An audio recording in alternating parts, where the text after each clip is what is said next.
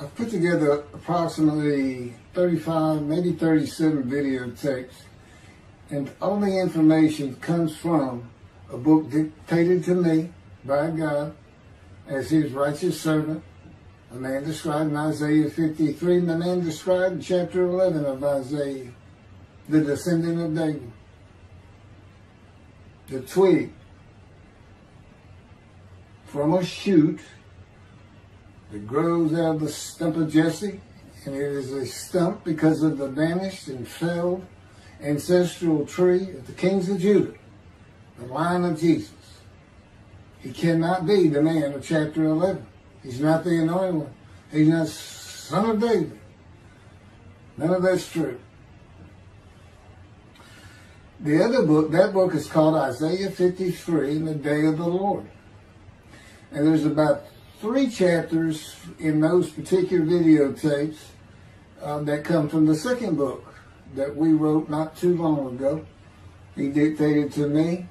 It's the story of my life. It's to show you how I fit the verses of Isaiah 53 with regard primarily to suffering, familiar with disease.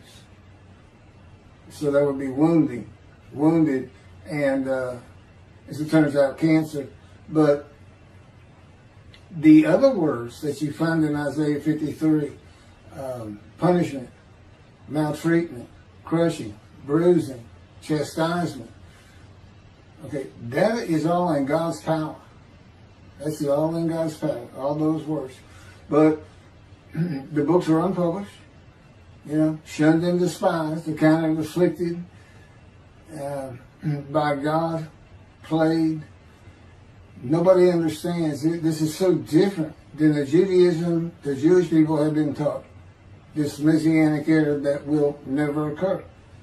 And we know it's not going to occur now once you believe who I am and how you cannot. After the mountain of evidence I have presented that is in those books, just as Moses today would have to say, well, look, I wrote Leviticus. You think I just came up with that? You think I just came up with all this information? Did I know how God speaks through an angel and who that angel is? Moses walks by a burning bush that's not consumed. The angel of the Lord's in the bush and God speaks. I'm the one who explained that to you. I shouldn't have to go any further than that. The God says the rabbis, the shepherds, they never listen to my prophet. They think they know everything.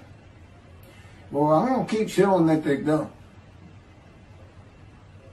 This is primarily for the people who listen to them and not them. I don't expect them to ever respond. Because by responding, they have to say they've been wrong. Or that's just not what we believe. And so they won't change. The bottom line is they make money on it. That's the bottom line. God had me watch a video of Toby Singer just for this one purpose I'm about to tell you. He said, watch him raise his hand. He raises his hand to do his hair or rub his nose or something, and it's this big, big, fat gold watch. And this is how you know this is a God of old. He said, look at that. Look at that. I said, well, he does dial, he skin dial, scuba dial. So it might be a scuba watch. He said, that's no scuba watch. That's just a big, fat gold watch for everyone to see. And he makes his money on Isaiah 53. God said, at least that's how he really got going. I don't know. I know he has a radio show. But remember, I'm in the fire of refinement.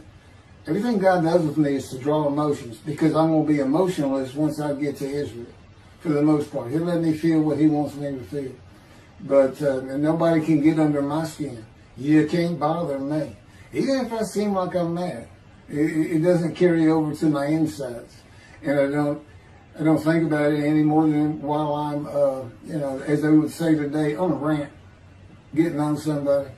But I bring his reckoning. I laugh. I tell him, you know what I am, don't you, God? He said, I know you're a lot of man. I said, no. I'm the reckoning, and I am the wrath. That's what I am. He laughed. Holy Spirit laughed. That's what, yeah. I say, righteous servant, David the shepherd, Elijah, prophet like Moses. I like wrath. What's his name? Wrath. What does he do? He brings a reckoning. But anyway, I'm going to go through these early years of mine before God spoke to me. It's chapters 1 through 6. Chapter 7 is God speaks to an atheist, and I've already videotaped that. Walking with God, and something on visions and visuals. So the first chapter, this is what he told me to write down birth and tragedy. I was born in Bryan, College Station, Texas on February. It's just in from the Holy Spirit, yes. Like you couldn't ask me before I started. Yes. Oh, this is only for the people who come to believe in me. I don't expect anybody who's been viewing these materials and, nobody's really subscribing, a handful, to be believed. Again, I can't imagine. I don't know what you people want. I don't know who you think's going to come to do something different. How are you going to know who David is? I mean, according to Judaism, there is no description of him. How are you going to know who he is? All this being presented, and I know Jewish people have seen it, only 60% of the views are coming from the United States. Now, I don't know that means 40% is coming from Israel. Probably not. You got Canada that's be a big follower on my WordPress site. And really just all the countries of the world at one time or another have looked at some of this information as I wrote my blog, and the blogs became chapters. But I'm assuming some Jews have heard of what some man is saying he is Moshiach, and they're watching. Well, this is for those who come to believe, the people who want to be the witnesses, the many made righteous. By my knowledge, by the things I can tell you that God would have me say to you. So, this might be bored to tears with others, but it does show suffering, pain, and emotional pain, my background, and just who I am. Not just some kook out here. People say, well, he's hearing voices. Listen, as a lawyer, and I even did criminal law, I've seen some of these people who hear voices.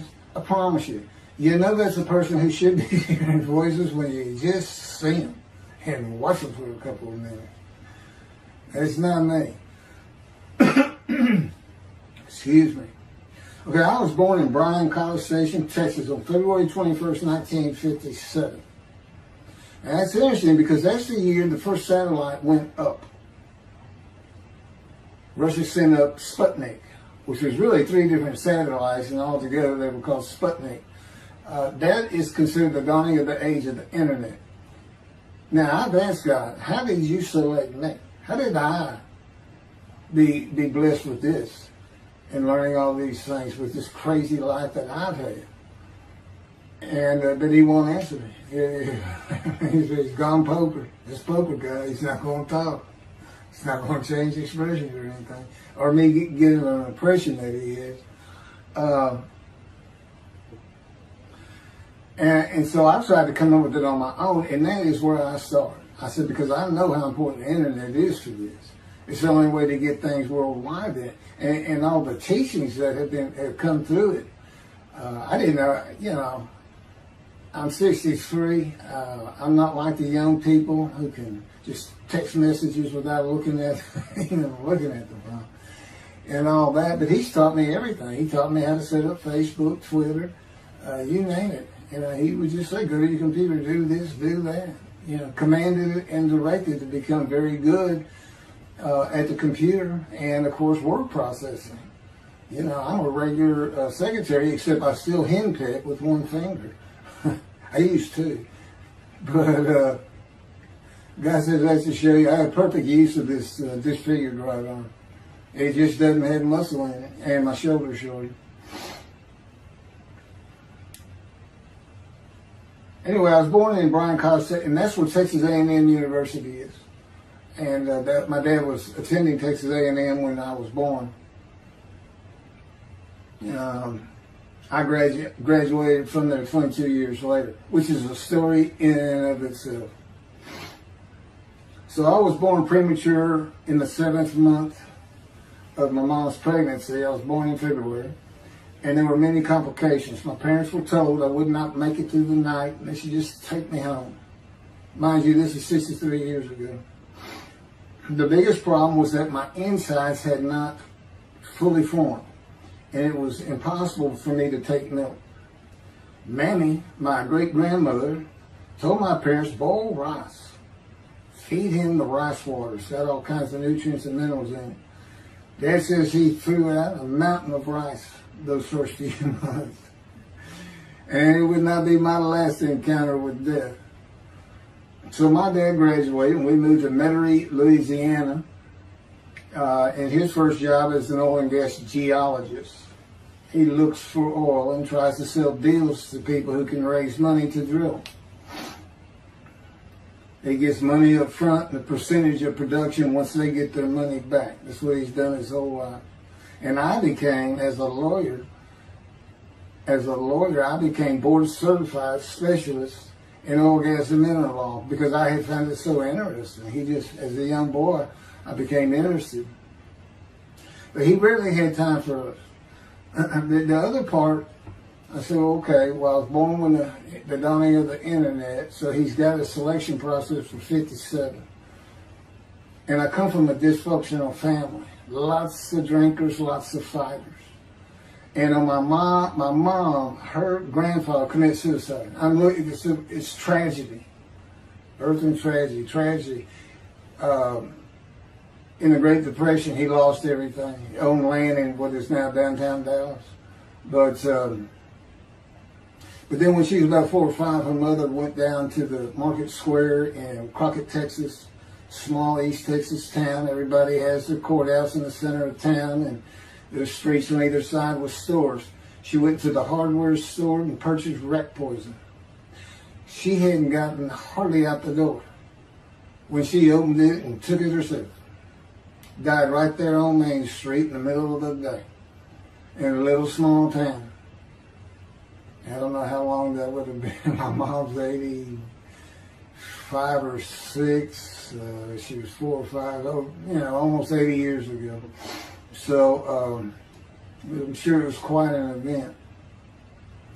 And her dad took her and her sister's about 2 years older, to Metairie, and not Metairie, to someplace in Louisiana. But could have been Baton Rouge. And her father became a elevator operator. And you can still find this in Houston. When I was at law school, I went to law school downtown Houston, but South Texas College of Law. And at the courthouse, they would have somebody sitting in there on a little stool and with a lever and take you up or down, take everybody up or down. With all the lawyers coming in for the court cases, it was packed. I'm sure they've done away with it by now. But that's what he did. And they found him one day or night. He had taken out a pistol, he shot himself in the head and killed himself. So now she had suicides on both sides of the family. And her father's brother took the 2 girls in. He actually adopted them. And she was about 10 or so, I believe. She's with him out in some shack in East Texas. And, there's not even phone in this place. And he took a shotgun. And I'm sure he'd been drinking there, all known for it. And blew his head off right in front of her. I mean, that's all the circumstances I know about it. It doesn't sound like a good scene at all. But it scarred her for life. Okay, we've been taking care of her from the get-go. My father amazes me to no end. What he has done to care for her. See, they knew that was his sweetheart. Eventually, now at 10 years old, that's who he married. And they're both from Crockett, Texas. Small town people. I still take care of them. They've taken care of me for 10 years. Got to me from society. He made me quit law. terminate my law license in Hawaii and Texas, and took me into poverty. I've been in poverty for 13 years until I just now filed for Social Security early. But I give them more than 90% of it to make up for everything they've given me for 10 years, 13 years. While I'm in God's fire of refinement, learning everything I need to know. And I have learned much. There ain't any question.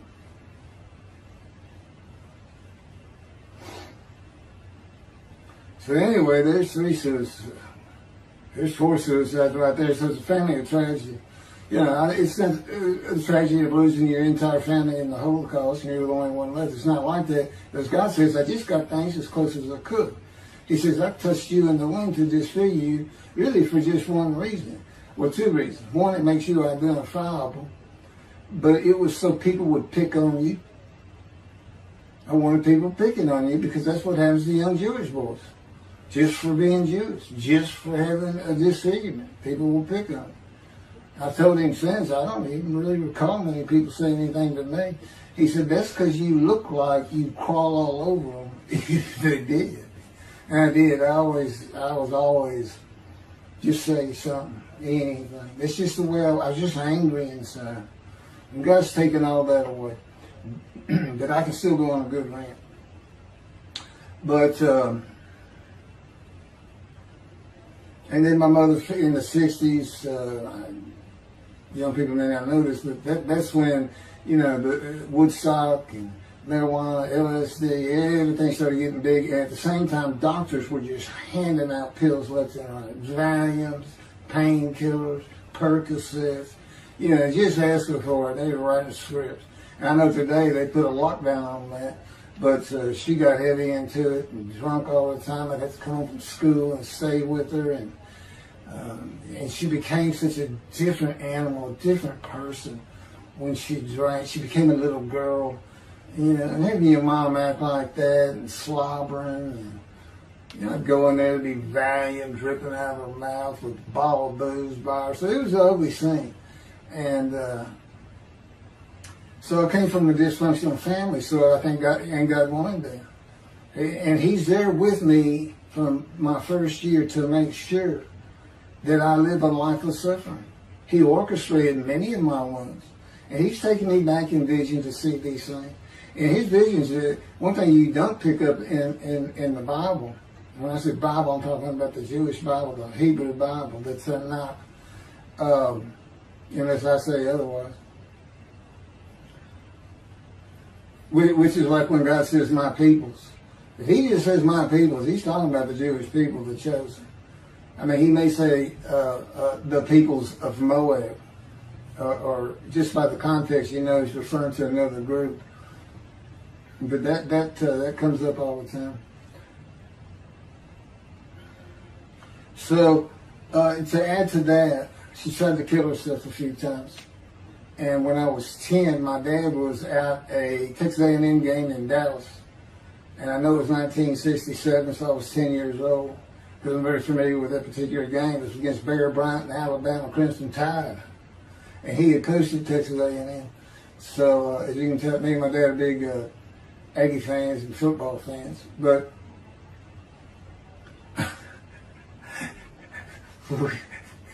I had been assured we'll be able to see those games in Israel. Somehow it might be technically. He said, we'll get it.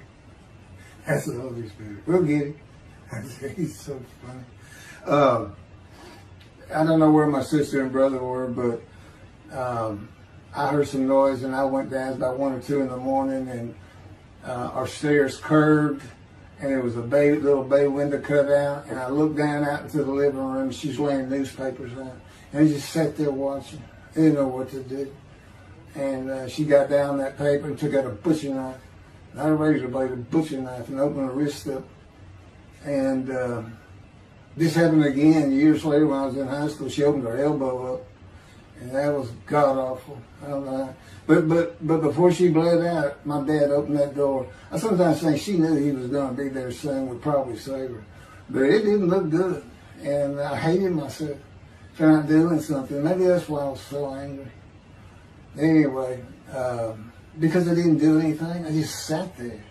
I couldn't move. I don't know. I don't even know what I was really thinking, really. But I can't. What it did is it told me how much her uncle blowing his head off must have done to her. That must have really hit you.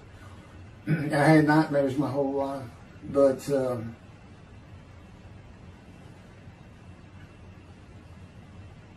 I was 16 when she did the thing with the knife. But you know what? My dad finally got her he got her the best psychiatric care in Houston, Texas, and that's big because we got a medical center that's renowned throughout the world. And they put me back together many a time. And she never did that again. And the amazing thing is how different she is in her very advanced old age. I mean, it's like she was never that person of the 60s and the 70s and the 80s. I don't know how my dad survived it. I'd have never stayed. I'd have taken the kids and said, try to find us. But he's not out there. I've never seen two people who love each other so much. It's crazy. But anyway, I was married for 20 years and we weren't like that at all. We finally divorced for irreconcilable differences. Okay, my first major surgeries when I was 2 years old. My first surgery. Up above here, I have a scar. I had my first of many surgeries. Been born without my right pectoral muscle, small shoulder, withered arm. And there was some, the movement of my arm was restricted. There was some tissue in here that had to be cut out. So they opened me up and did that. I was born right-handed, but I do everything left-handed, except for light things. Like I shoot a basketball right-handed. I throw a ball right-handed. Darts, things like that. But bowling, I'm left-handed. You know, anything heavy. And I was quite an athlete. If I'd had two good arms, I'd have probably been on scholarship. I was already offered a partial scholarship at a small school for track, even with this bad arm. But I just didn't have the fast start. You got to have two strong arms just pushing out in front of you. But I was some kind of quick and fast. So we moved back to Houston, to a place called West University, a suburb. And this little story, I don't even like telling it, but God tells me I have to. And he had something to do with it, but I'm not going to go into that part of it. So anyway, I had decided when I was in second grade, I was tired of school, didn't want to go anymore. I don't exactly know why, I just know I said, that's it, and I'm not going. Dad came to get me up and take me to school until I'm not going. And it was on. He was going to get me there. It took him about an hour to get me to the car. Fighting and screaming and running around and hiding, getting under bed. You name it, I was doing it. And anyway, he finally gets me to the school, but he's too tired. He wasn't even going to try to get me out of the car by himself. So he get out and he goes and gets the principal. Now, my dad's about 6'2", but he's real slim. And but he comes out with his principal who's taller than he is, and he's a hefty guy. He's burly. Anyway, so they come, they said, get out of the car. I said, I'm not getting out of the car. I'd already locked the doors. Only the two front doors locked, and it was those locks that you pull up and push down. So my dad used the key, and he opened up, he popped that lock up, and I slammed it back down. Said, I'm not going to school, I told you. He threw some keys. They started throwing the keys at one another over the roof. The principal was trying the same thing, and I'm slamming his door. I'm leaping across the car. Man, I don't know how long I went, but they finally, 5 minutes maybe, seemed like an eternity. I was terrorized. That's the way I look at it. Anyway, the principal got it open. And I saw that door open, and I got back on the far other side of the, by the steering wheel with my back against that door. And I curled up like a ball. Had my knees on my chest. And he reached in to get me, and I unleashed on him, kicking him in the face with everything I had. It broke his glasses, and his orbital bone got shattered. So, That wasn't my first principal either. There's another one. So, but anyway, so they carried me in, and it was very embarrassing. I was crying. But again, funny thing, nobody, because I stayed with this same group for 9 years, going to West University and the junior high there that you go to. Nobody ever said anything to me about it. And I knew some of those kids that were in that class.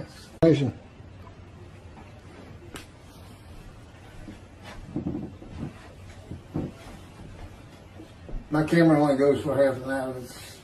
I can see on the screen that I have pointing towards me that when it runs out and I have to turn it off and turn it back on. But anyway, that ended my fight with my first principal.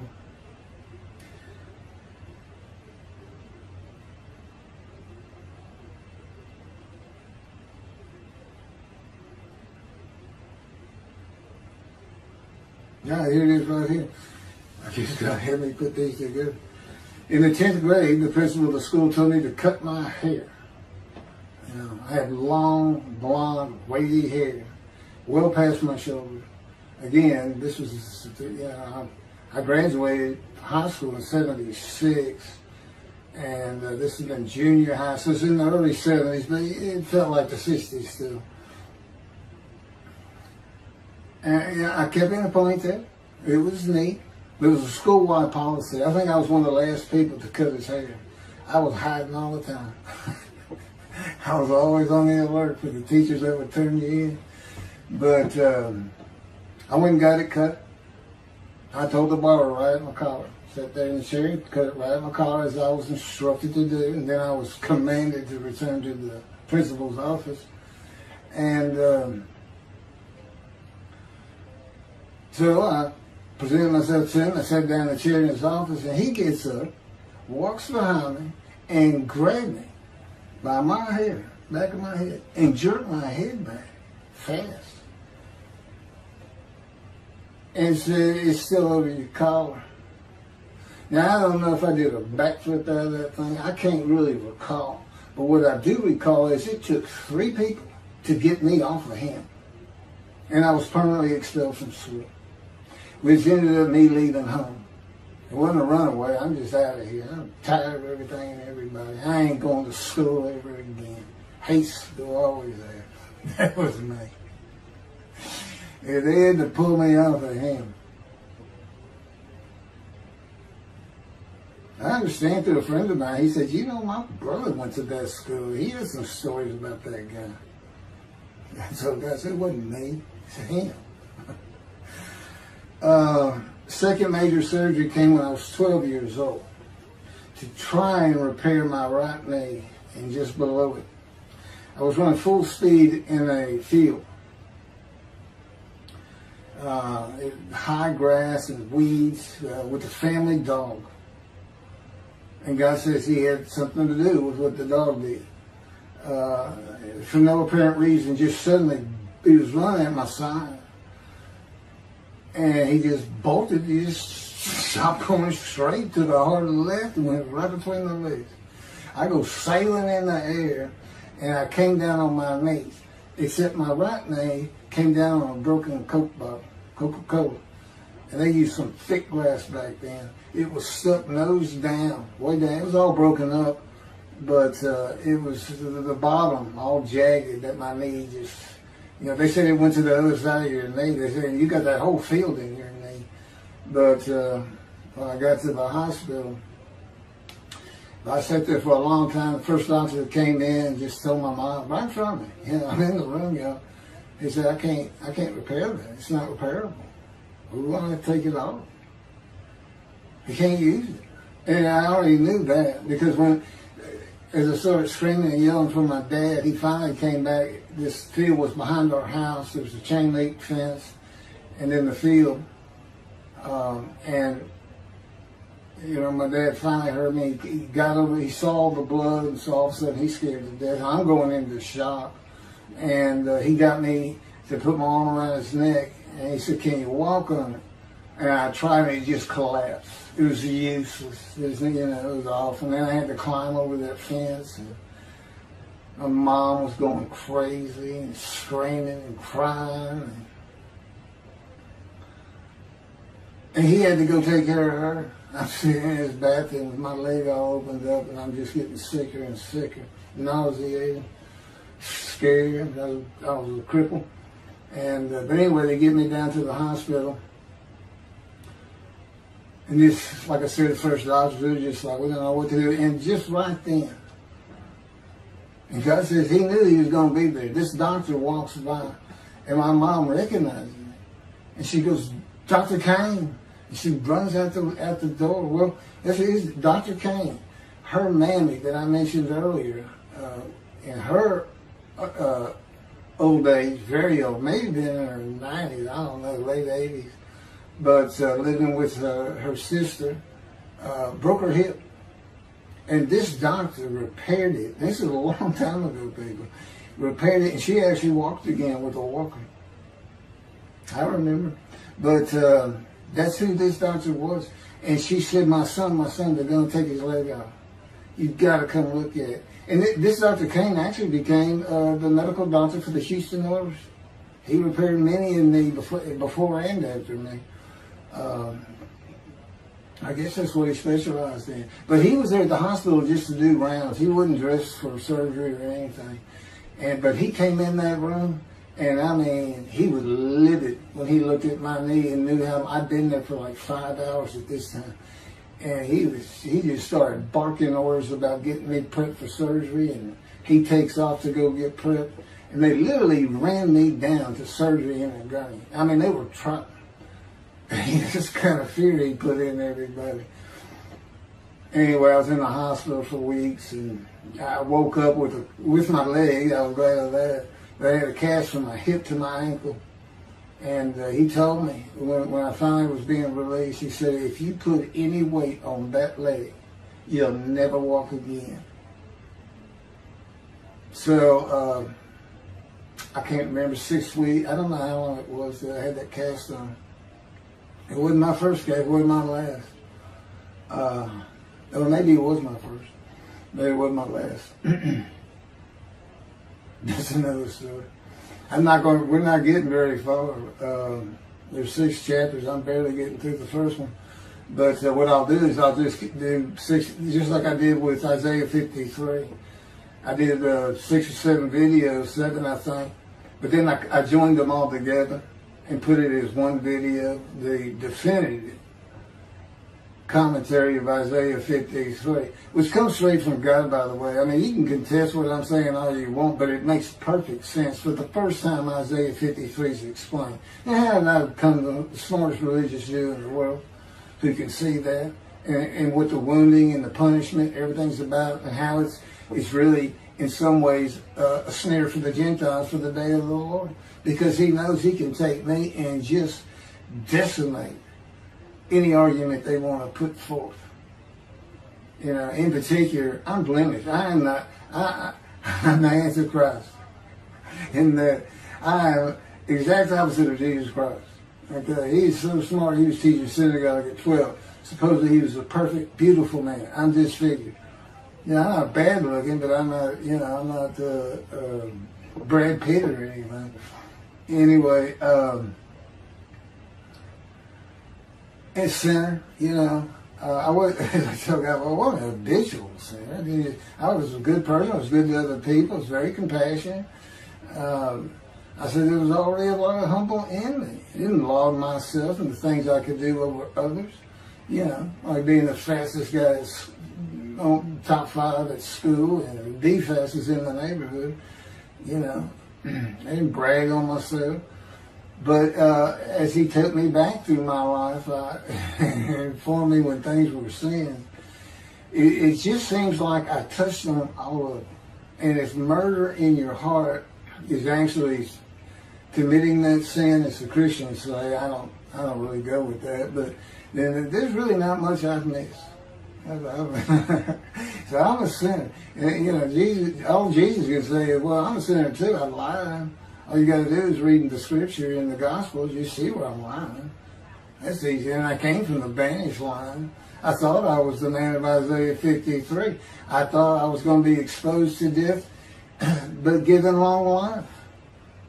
This is what he would tell you if he was here. He said, but you know what happened?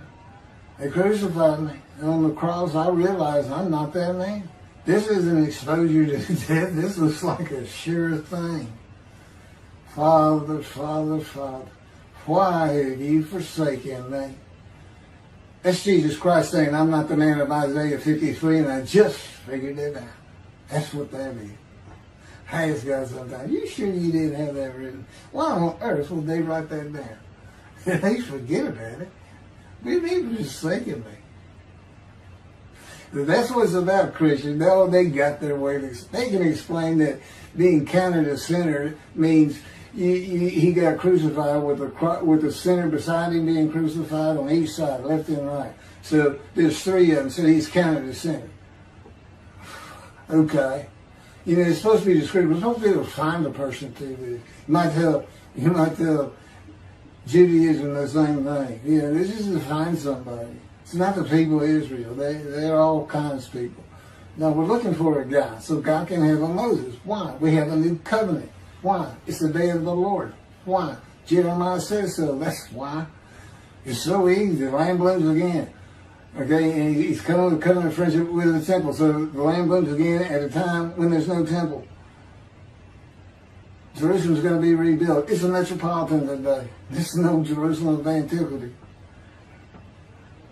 The old city might be too big. And I'll make a new covenant with you. I'm going to forgive all your sins and remember them no more. That will cause Torah to be written on your heart. It's a metaphor. When did he do this before? Oh, that's right.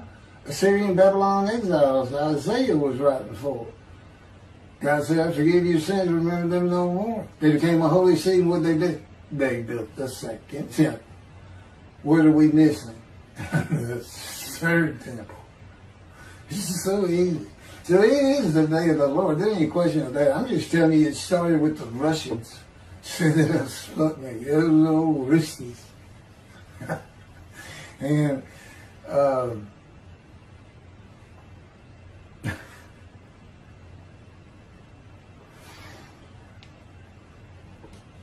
he's bringing the covenant, but he's got to have a Moses. He said him, send a prophet like Moses. So he was saying, it's Joshua. No, it's not. God needs him today, the day of the Lord. And guess what? He gives us a description of him.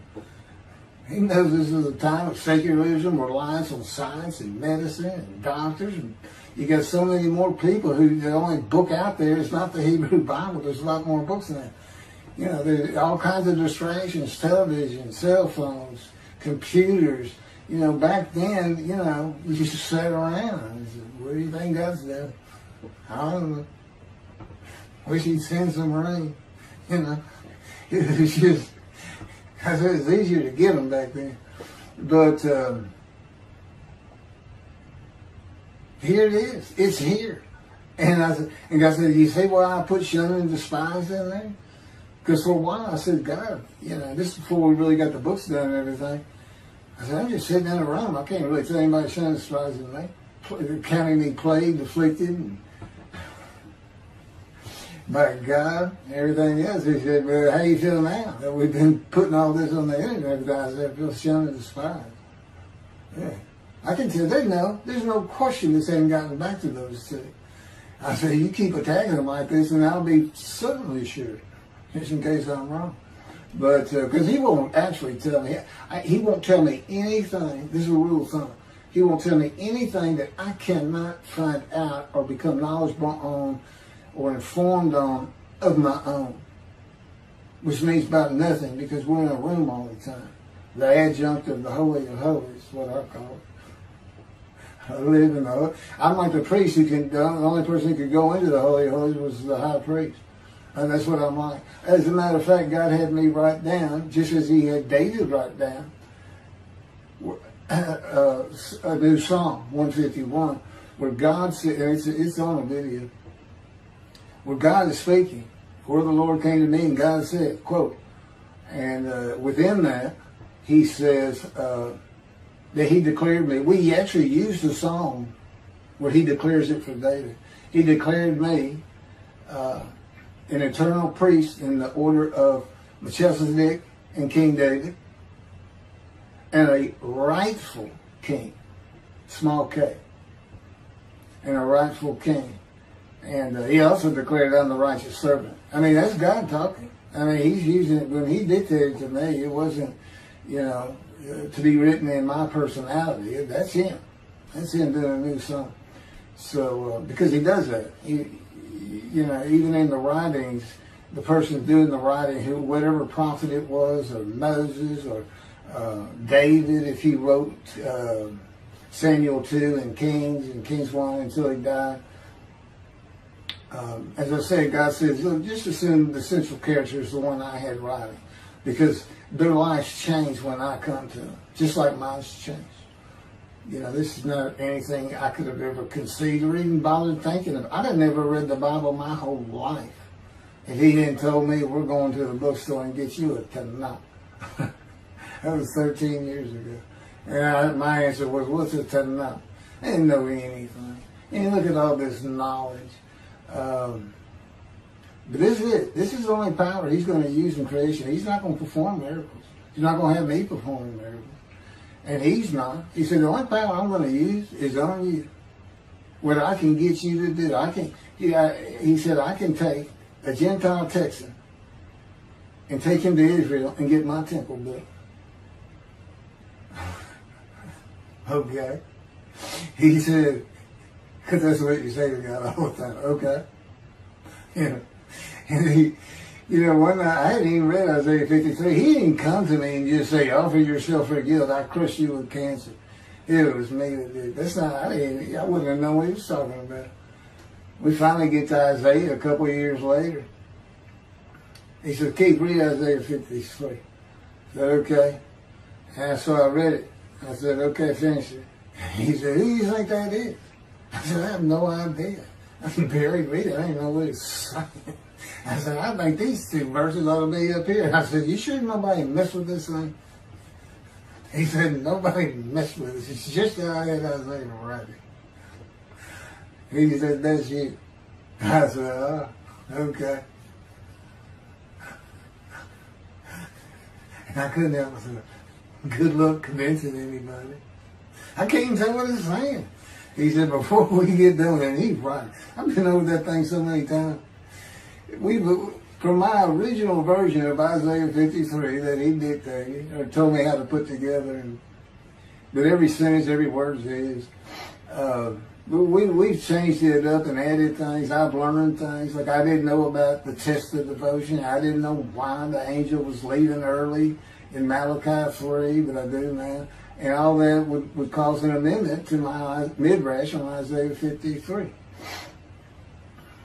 And, the book has me, these are all on videotapes now, me and Rashi. Rashi, the first one to come up with this is Israel. And, I look at his answers and I just shake my head sometimes. You should see his answer in Malachi 3 for the angel of the covenant that you desire. There's only a covenant of friendship in the covenant of Jeremiah. And this is his answer. It's midrash, so he just takes a section of the angel is on the way, and it just says the angel of the covenant. And his commentary is the angel that avenges the revenge of the covenant. I said, what does that mean? What is he talking about? I said, you guys being funny.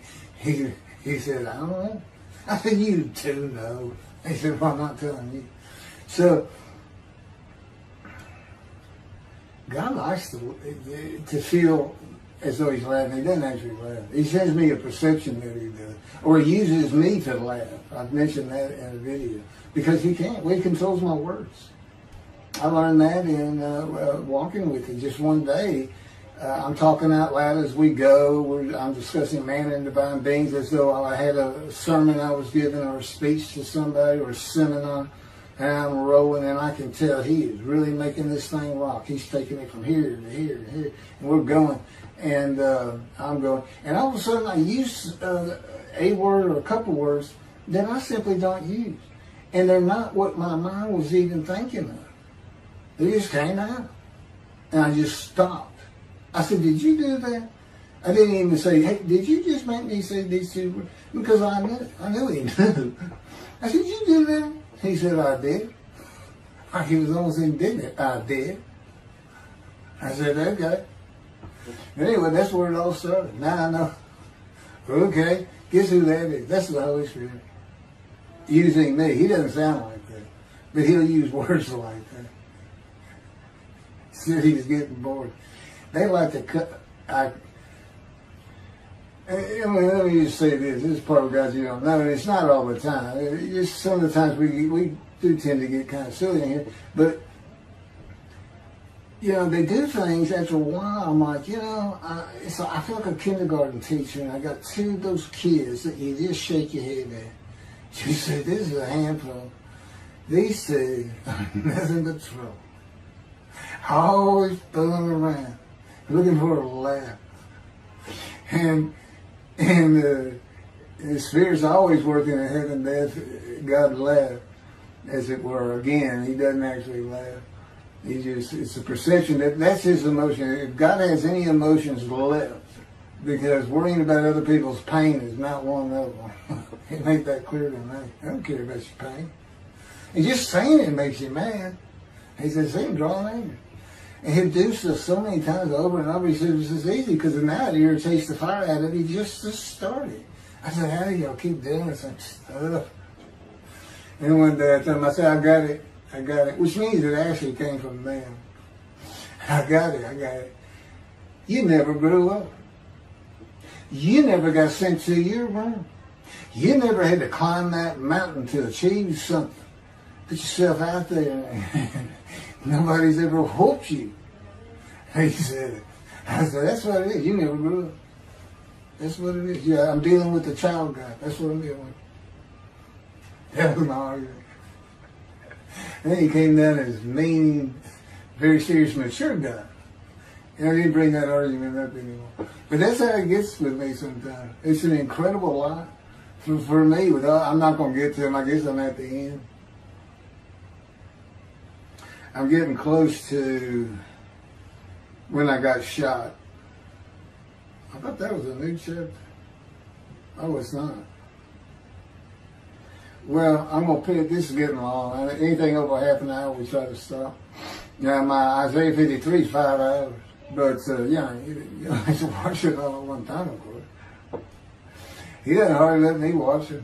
Yeah, I don't even watch them before they get posted. He said, no, you watch it later. Because it comes on my TV that he got me. And I didn't know at the time it was going to be, that he was serious about doing videos. And I certainly didn't know about making it a backdrop. He decides everything. He tells me when to eat, when to get up. I don't sleep hardly at all, 2 or 3 hours a night, and sometimes less, and take a half hour nap sometimes. But I found out I feel fresh. I don't need that much sleep. He said, well, you're not really doing anything. Why do you need a lot of sleep? And see, that used to make me mad. Now I just laugh at it. Thank you very much for listening. I'll pick this back up on another video, and eventually I'll put these first 6 chapters, just like I did Isaiah 53, because it's a book that he dictated to me. I can't get it published. I'm going to put it on YouTube. That's why I'm reading it. And as I said, if you don't want to listen to it, don't listen to it. But the information that's in these books and in those videos is, that's my proof. And quite frankly, God says, if that's not enough for them, well, that's just too bad. Utter destruction is what they end up getting. They better learn how to listen to the prophet. See, it's no different than the people back then. You'll say, well, why didn't they listen to Isaiah? Why didn't they listen to Ezekiel? Why didn't they? They laughed at Ezekiel. That's what Rashi says in his commentary. I didn't know it was laughing at him, but they just ignored him. Everybody thinks they know it. But in any event, I do know there's one chapter we haven't put in there, and that is recognizing a prophet in a town. It says Moses vouched for Joshua, so he didn't have to be tested. Now, the problem with all that is, and I think why about hadn't had to put it on video, is that they're looking for a seer, somebody who can see the future. But see, that's antiquity. I mean, that's not what you're looking for today. Moses wasn't a seer. And none of the prophets were seers. They just wrote down what God told them to write down. God's the prophet. Is the one making prophecy. And what he does, he doesn't actually just, quote, see the future. He walks it through. He says, okay, right here is when they're going to send up a satellite. This is where humanity will be at that time. He can walk it through in his mind. As I mentioned, his eyes, he doesn't have them. It's just his absolute knowledge of all things. He can form a picture of this room. Me, it's in here. He knows every atom of my body. And it's like he does a vision for himself, a visualization. That's what I call when they put pictures in my mind. He says, and he puts it into the spirit's mind. And they're both within me. You know, the big cloud that just came down. If you're sitting in a room with me, it envelops you. But it engulfs me, it goes through me. My little spirit cloud becomes part of the big cloud. That's why God is in his spirit. Here's the elements of spirit, here's the elements of God's presence, his mind. Two clouds, they just come together, they can be together. Okay, but God's still one. He created the other cloud. And then in this room, filled with them, my little spirit is like a little cloud that just came in and part of it. That's who I am. That's the man of divine beings. Okay? No, it's like nobody's really expecting it. Well, maybe it's because you didn't know these things. And now they want that, I get the feeling shunned. Shunned means I'm not looking at that. It's not like a kook. We by faith, by the fundamental principles of Rambam from the Talmud, from his diagnosis of the Talmud. Why don't you do your own? Why don't you throw the Talmud out and learn some new stuff? Why don't you get out of antiquity? Every religion has an end times like that. Every religion ends up with utopia for its people. Everybody. Well, don't be like everybody. You're the Jews. Throw that out. Let's get practical. Let's have God in our midst again, in a man like he was in Moses. Let's point at him and tell the Christians that is the man of Isaiah 53. Here's what it's about. God says he's coming back. He told us we're not waiting on him like you. He said when he was coming back, he false prophesied 5 times. He ain't coming back. He wasn't who he thought he was. He told us on the cross. I'm not the man of Isaiah 53. He tells us. Well, that's what he doing. Father, why'd you forsake me? I'm about to die. What do you think he's talking about? What do you think he's thinking about? He's not supposed to die. He thinks he's the man of Isaiah 53. So do they. It's just mind-boggling because I'm the man. And there's nothing about me that says Jesus Christ. Nothing. You should hear me cuss God. I've cussed him trying to die. I begged for death 1,000 times. He said, it's not been 1,000 times. I said, it's been hundreds. He said, well, that's true. You have cursed me more than any man in the history of mankind. And he said, and you did it face to face. And I said, you shouldn't make me so mad. He laughed, y'all. He laughed. When I'm cussing him, he makes him laugh. And oh, you're kidding, that story? He gave me his perspective. This is how he did it. He said, Keith, imagine you created ants. And ants are living beings. In other words, they can think and they have emotion. Okay, you get a great big ant farm over here in your room. Okay, you decide you're going to get one ant to get all the other ants to do stuff. But you got to get him ready. And you get him ready the way I'm getting you ready. Now, he's mad at you. Right? I said, yes. Yes. And he said, now, imagine, I'm always laying in this bed. I got a big table. It's got a microwave on. I put my computer on. I got a big fan I like to have on. And he said, look over at that table. Now, imagine that ant got loose. And he is crawled up. And he is standing on the corner of that table. And he is giving you the what for in ant language. I mean, he's going. And he's turning around and shaking his butt at you. And he's cussing. And all this. And all you got to do is go bump. And he's gone. I said, that's funny. And it is. And that's how he, that's what it does to him with me. The spirit will rile me up. I call him a troublemaker. Troubler. He's so funny. But God's so humorous. There's a difference in their humor. Okay, I'm told that does wrap it up. I'm going to pick up a gunshot. I guess it was worse than the accident to my knee. They ended up opening me up from between my breast and my pelvic bone, and now it's been 3 times. And eventually, the lung cancer and colon cancer and skin cancer. But the lung cancer is when they told you should have died from the colon cancer. He said, but this is it. We can't treat that. It's too advanced. You're gone and prepare to die. That was 20 years ago when the planes hit New York. It was the planes hitting New York that got me up off the ground one last time to see one more doctor. The life of God's righteous servant of Isaiah 53, chapter 3, gunshot. Shortly after I recovered from my knee injury, I moved to Fort Lauderdale, Florida. I was not happy about it at all. It turned out to be a lot of fun. I made some great friends and celebrated my 13th birthday.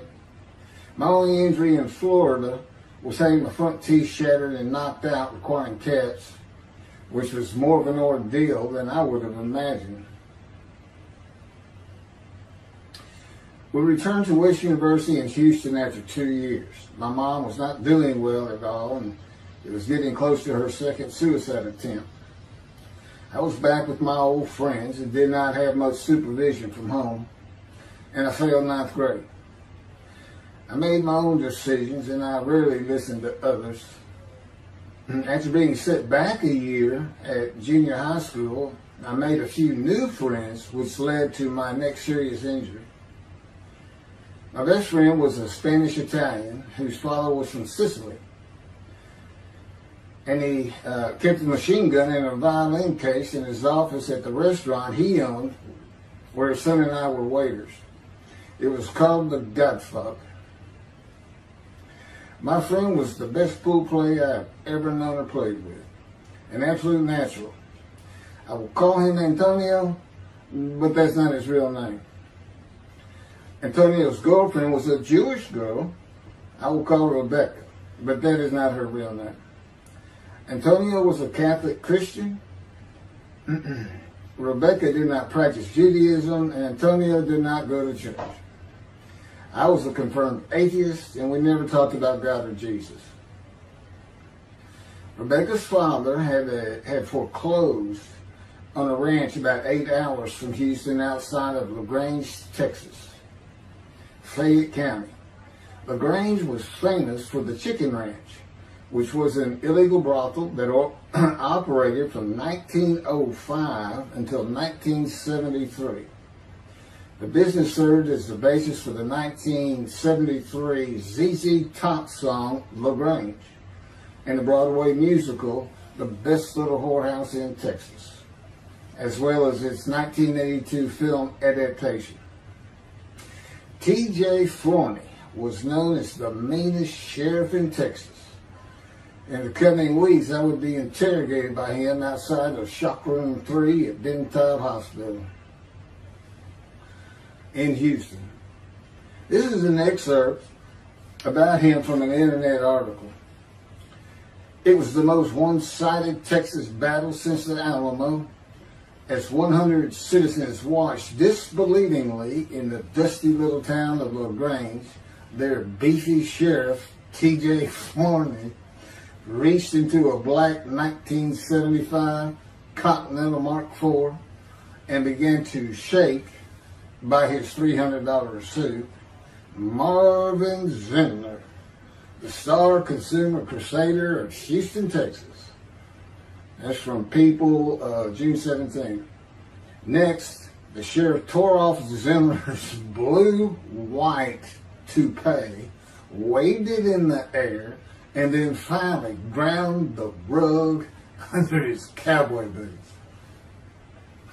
Behind Forney's fury was the fact that on Zindler's last assignment in LaGrange 18 months before, he had filmed an expose, which resulted in the closing of a critical part of the local economy, the Chicken Ranch, a legendary body house. Antonio, Rebecca, and I first went up to the ranch in the summer of 1975. It was a small ranch house and small lakes with horses roaming around loose in pastures. We decided it'd be fun to try and catch one of those horses and go riding. The next time they went to the ranch house was in Rebecca's father's Mercedes-Benz. Two-door convertible Mercedes-Benz. I sat on the hood of that Benz with a lariat while she tore through fields trying to run down a horse for me to rope. The horses could turn too fast, and we never got close enough for me to rope one. What we could and did do on the next trip was bring guns. A 30-30 rifle, shotgun, and two 22 caliber pistols with holsters. As a backdrop, Antonio and Rebecca had broken up as boyfriend and girlfriend, had her attention hand turned to me. I did not believe that caused any friction between Antonio and me, but it should have. It did not seem to be a source of animosity of Antonio towards me in any event. On October 5, 1975, we were all back at the ranch having a great time. Tony and I were shooting at cans with our pistols and practicing a quick draw from the holsters. We were standing shoulder to shoulder, about 3 feet apart, and he was a little forward of me. Rebecca came up behind us, between us, and said she wanted to shoot. Antonio passed his gun to her, and it fired when it was going by me. The bullet went on a straight line through my bladder, intestines, and colon from the front right and lodged in the back of my left buttock in my backside. I could see the trajectory in my mind. I fell to the ground, and Antonio fell on top of me, rolling me over and over. I think he was looking for an exit of the bullet. I told him to get me to a car and get to a hospital.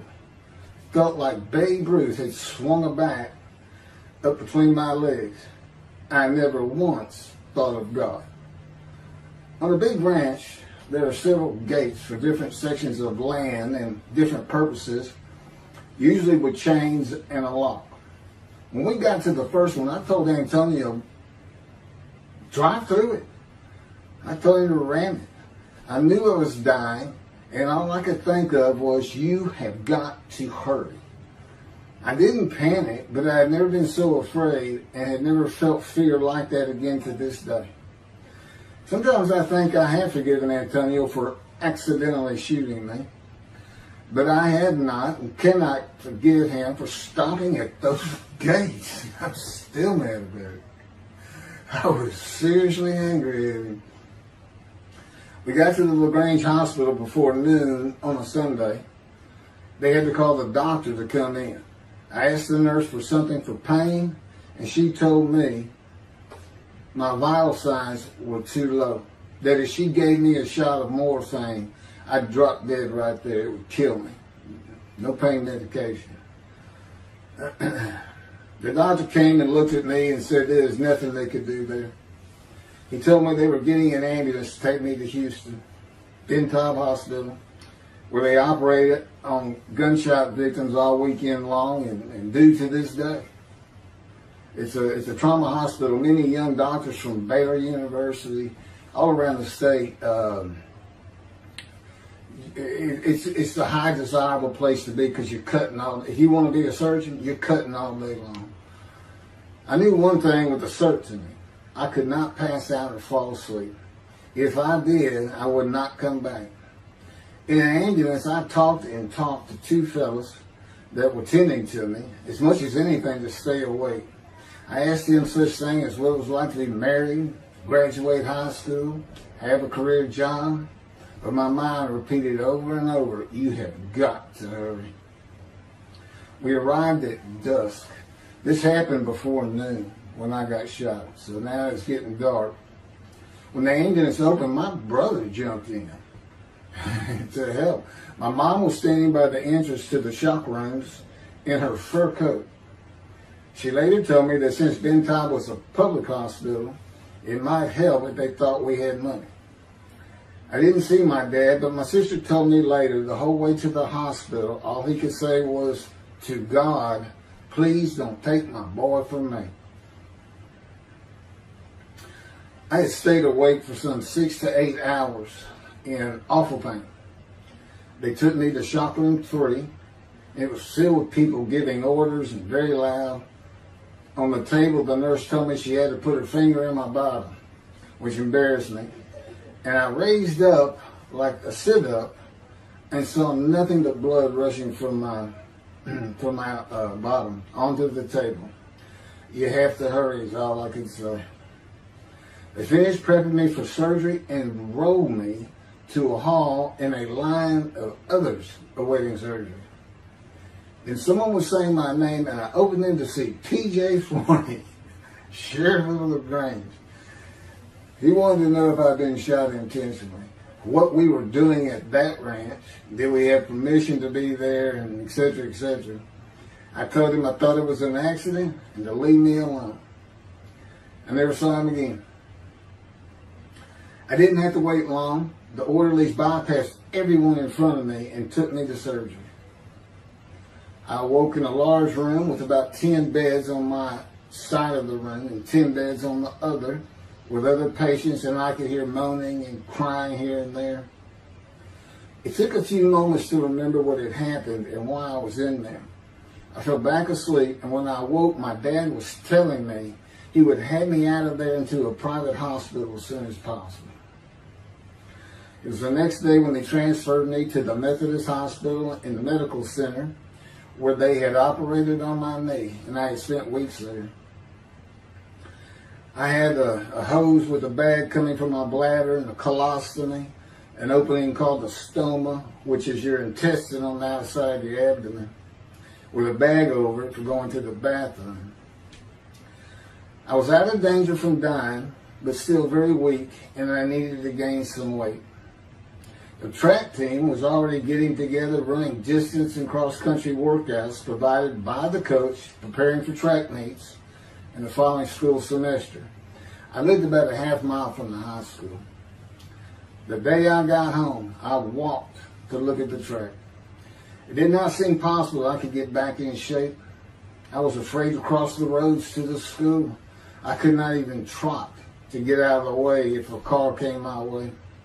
My insides felt like jelly, and I had been warned that too much physical exertion in the first 10 days could cause a stomal hernia, and my intestines to start extending from my body. I was homeschooled for the rest of the semester by a private volunteer tutor, and passed classes I probably would have failed. The beauty of that gunshot was that it changed me. I was never going to graduate high school, having failed so many classes. So I set up night school classes for the next and my last semester of high school.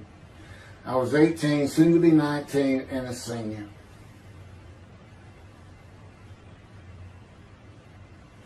Chapter 4, College and Law School. Before the summer of 1975, one of my best friends on the track team, who threw the discus and shot put in field events and was a senior, told me he wanted to do something big the coming summer before starting college at Louisiana State University, LSU. I was only a junior and I had no plans for the summer. He mentioned this to me, and I began thinking about how long it had been since I had been to Colorado. My father, who had really good years and many so-so years, depending on how the oil and gas industry was doing. And when I was in junior high school, he had sold some prospects that completed a few wells and had purchased a condominium in Pagosa Springs near Durango, Colorado. My friend's name was Keith Miller, and I called him Miller. He had given me the name of Say Babe. At one of our night track meets, I was running the 330-yard low hurdles, and the last turn was behind bleachers where the officials lost sight of us for a few moments. A runner to my left veered out of his lane into mine and took my hurdle, and I had to slow down and go around it, yelling, "Hey man, that's my hurdle." I wasn't happy.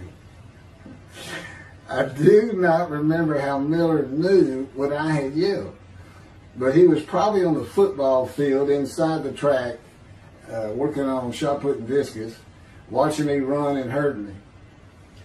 I did not really know him very well at this time, other than he was the popular senior who knew everyone, in stark contrast to me. On the following Monday, I was walking down the halls between classes, and coming in the other direction was Miller, though I did not see him. Then as he was passing me, in a loud voice, loud enough for everyone in the entire hall to hear, I hear, "Say, babe, that's my hurt." Hence, say, babe. That began a really good and fun friendship, and I got to know the class I should have been in if I had not failed ninth grade. And because I was Miller's friend, I was immediately accepted by anyone he introduced me to. I found out about 40 years later on Facebook. I looked him up and we friended that he's Jewish, and particularly because of his brother. He's got an older brother, and they look just alike. Live up in Oregon. But I did not know that. It's not something we ever talked about. Just didn't think about it. I'm sure he wasn't observant at the time. I told Miller about my dad's condo and suggested we plan a trip up there, backpack in the Womanichi wilderness of the San Juan National Forest. I had hiked there while in junior high school with a friend and his little brother. I had a driver's license in my second year in the ninth grade. The prominent 13,000-foot peak is 10.7 miles from the town of Silverton, which began as a silver mining camp in 1873, and that is where I plan to take Miller.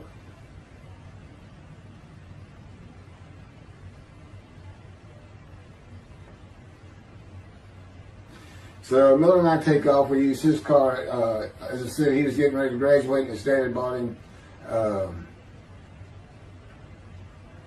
Toyota. I can't remember the name right now. My dad's condo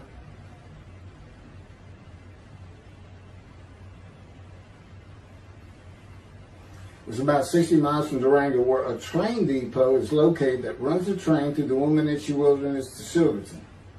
The train is an authentic, narrow-gauge, steam-powered, coal-fired, scenic railroad train ranked one of the top 10 scenic railroads in the world.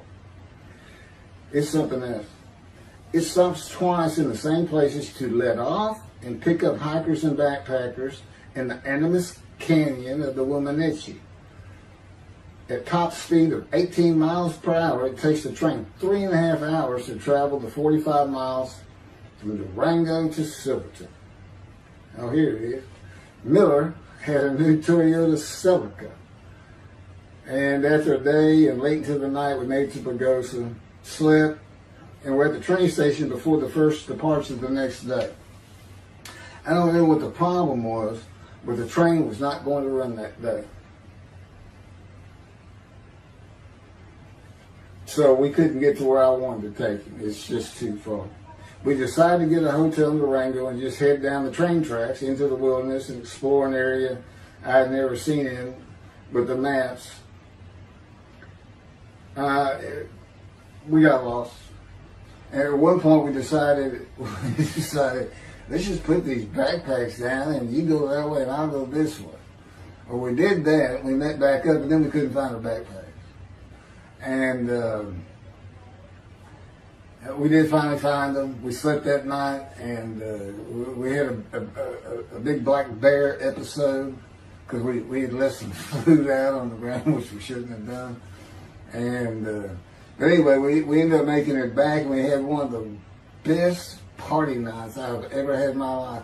We hit the main street in Durango, which is a tourist hotspot, and we hit every single bar. You could drink at 18 back then. It wasn't 21 as it is today. And we did. We made sure it was like a goal. Okay, let's go to every one of them had at least one drink. Shot of whiskey, Boilermaker, beer, whatever. I can't really recall other than I knew I had been drinking the night before when I woke up. But we did. We hit both sides of the street. I don't know how long it took us and how many drinks we had, but we just had a lot of fun.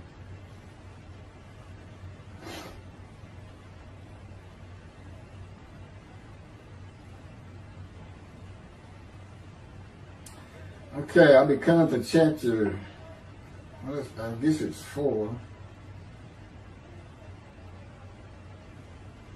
I don't know. I thought I was coming up to the cancer story, but this is different. This is getting into alterations while at school.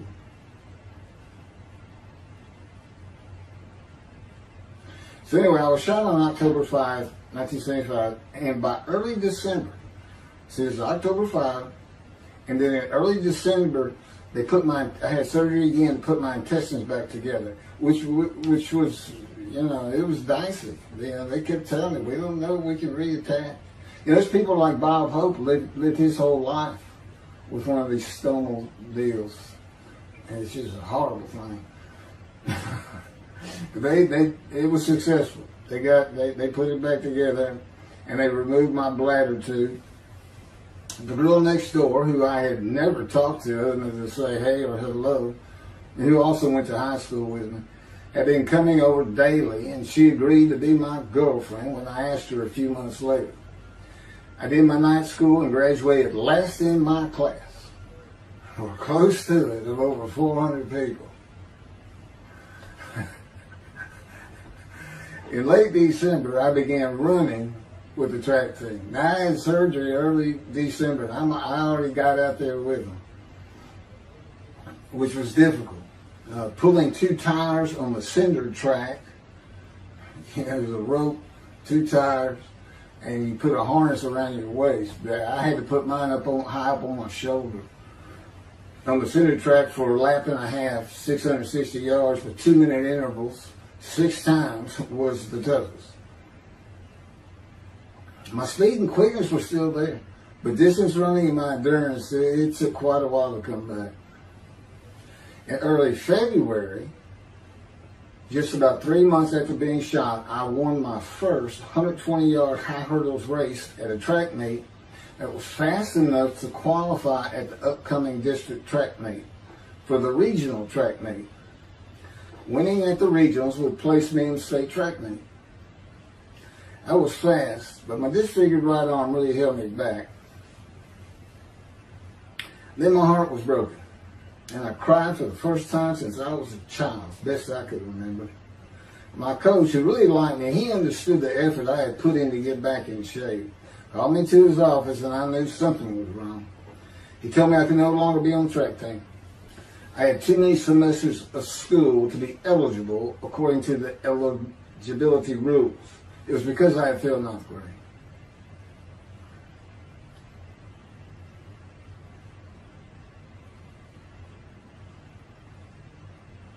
And of course, I had no one to blame but myself. Skipping school all the time, just not trying or caring about learning was why I failed.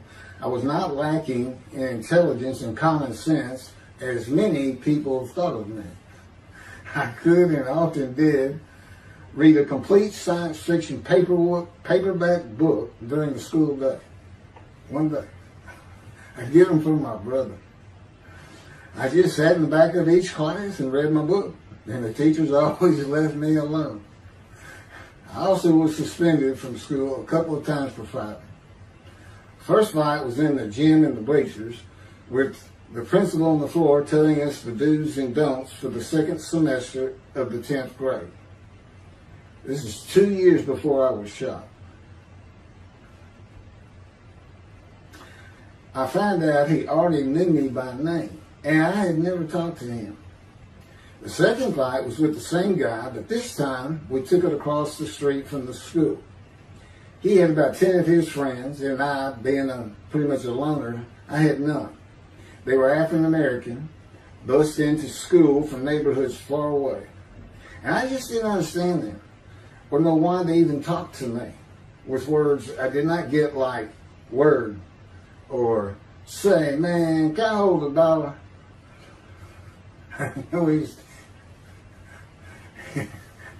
That is what started the fight in the bleachers. I hear from behind me and one stood to my left saying, man, can I hold a quarter? I turned around and just looked at him. And finally said, I did not have a quarter. Ordered with the principal, I undid my ponytail. Mind you, he's sitting right behind me, and I'm well aware of that. And I brushed my long blonde hair and then reached into my pocket for some chapstick for my lips. When I pulled my hand out with the chapstick, turned out I did have a quarter. And from behind me, I hear, say, man, you said you don't have no quarter. To which I replied, turning around, I don't have a quarter for you. The next part is kind of hazy. But I do know I grabbed him by the front of his shirt and threw him down the bleachers onto the students sitting below me. That is when the principal yelled my name and told me to go to his office. The next day, the guy and his friends were waiting on me when I got to school, and we fought across the street. The principal had told me not to get into any more fights, and this is the fight I got suspended for.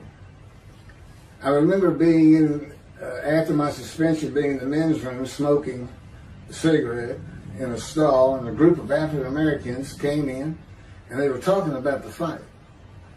What I remember was hearing, that white boy went Muhammad Ali on him. My favorite fighter. I even saw the Ali Foreman fight in Kinshasa live in Amsterdam in 1974. And some of my best friends in high school were African Americans, mostly on the track team where we could get to know one another. I still had run-ins with the general population of the African Americans, who everyone just called blacks back then. I never used the N-word and thought they would help themselves a lot if they'd stop using it. Mostly I think they were angry at being bussed in from neighborhoods far away. In fairness to them, white kids did not seem to like me much either. So, yeah, I looked young even for my young age, and with my long hair, about 6 to 8 inches past my collar, I looked kind of girlish, and many people said that to me. One day a friend of mine told me what it was to him. You never smile and seem to be very angry. Like if someone looks at you crossways, you're going to come after them, daring them to say something. Like you want to fight. My next suspension for fighting began in middle shop, and it was all my fault.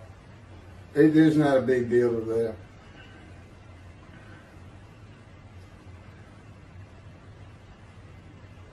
The last fight I was ever in came right before I was gunshot at the ranch.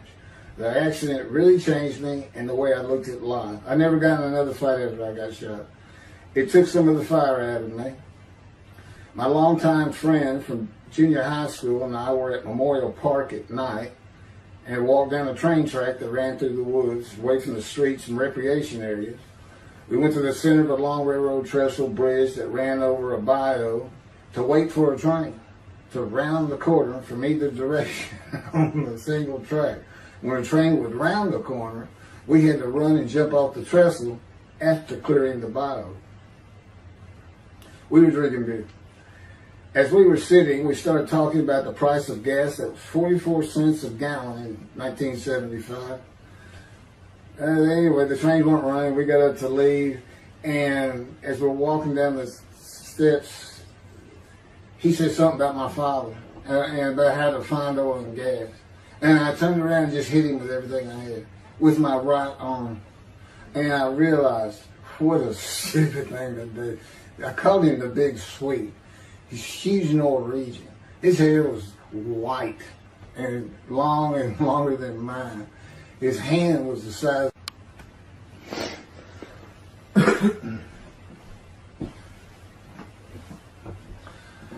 And I had nowhere to run. That was the really dumb part about it. I mean, I couldn't move. I couldn't use my quickness. I couldn't box as I had with the fellow across the street.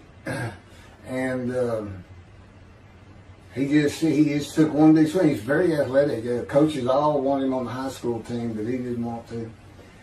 Football team. And but anyway, he hit me just one time. That was the whole fight. It was just 2 hits. My measly hit with my right arm. I was fast, And I hit him when I wanted to hit him. Well, I say that. I didn't even think about it. But he just about knocked me senseless. I mean, I saw red. And so anyway, that was it for our friendship. We just, although after I got shot, he and I got back together a little bit. But by that time, I had met Denise next door. And I wasn't going to be going out drinking beer at the trestle anymore. I was going to get serious, and that's when I set up my night classes and everything. The big Swede.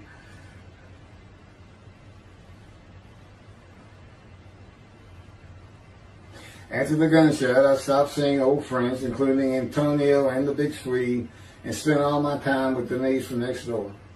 I knew I wanted to be someone who succeeded in life.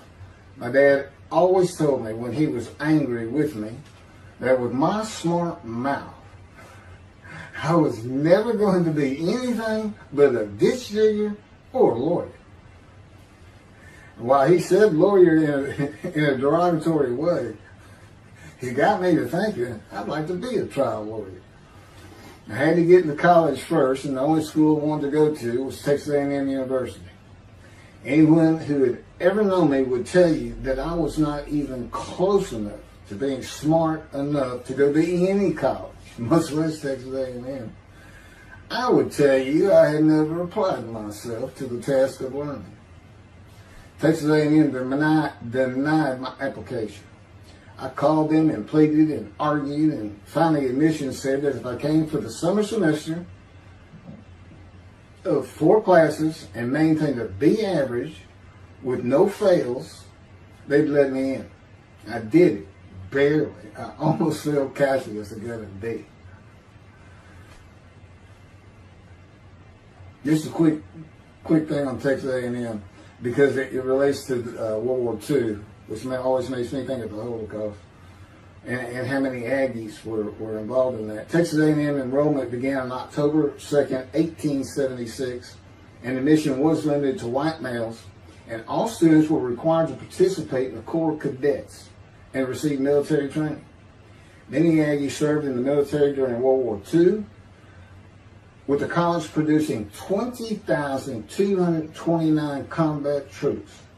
Of those, 14,123 Aggies served as officers, more than any other school, and more than the combined total of the United States Naval Academy and the United States Military Academy. During the war, 29 A&M graduates reached the rank of general. Texas A&M is more than a great university. It's the home of the Aggie family with a long history of spirit and tradition. And I'm going to pass through all that. You can read, I got all this from Wikipedia.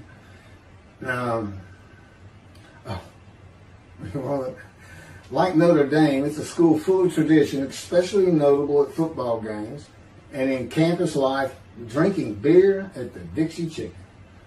I had a good friend in what is now the Volunteer Corps of Cadets, and we've been shooting pool and drinking beer all night on the weekend, and finally left sometime after midnight.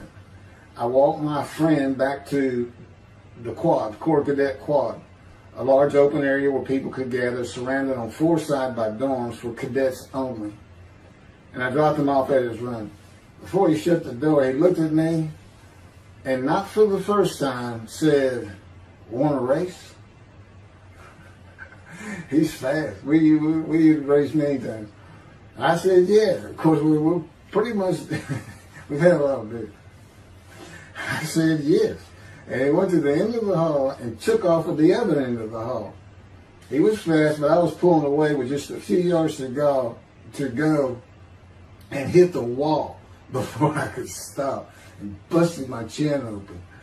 Blood's pouring out everywhere. People opening doors. Look, that's what the little guy did to the taller guy. I also sprained my ankle. These are my injuries at Texas A&M. I also sprained an ankle so severely playing basketball with football players that I was in a cast for 6 weeks. Those were my only injuries in the 3 years at A&M.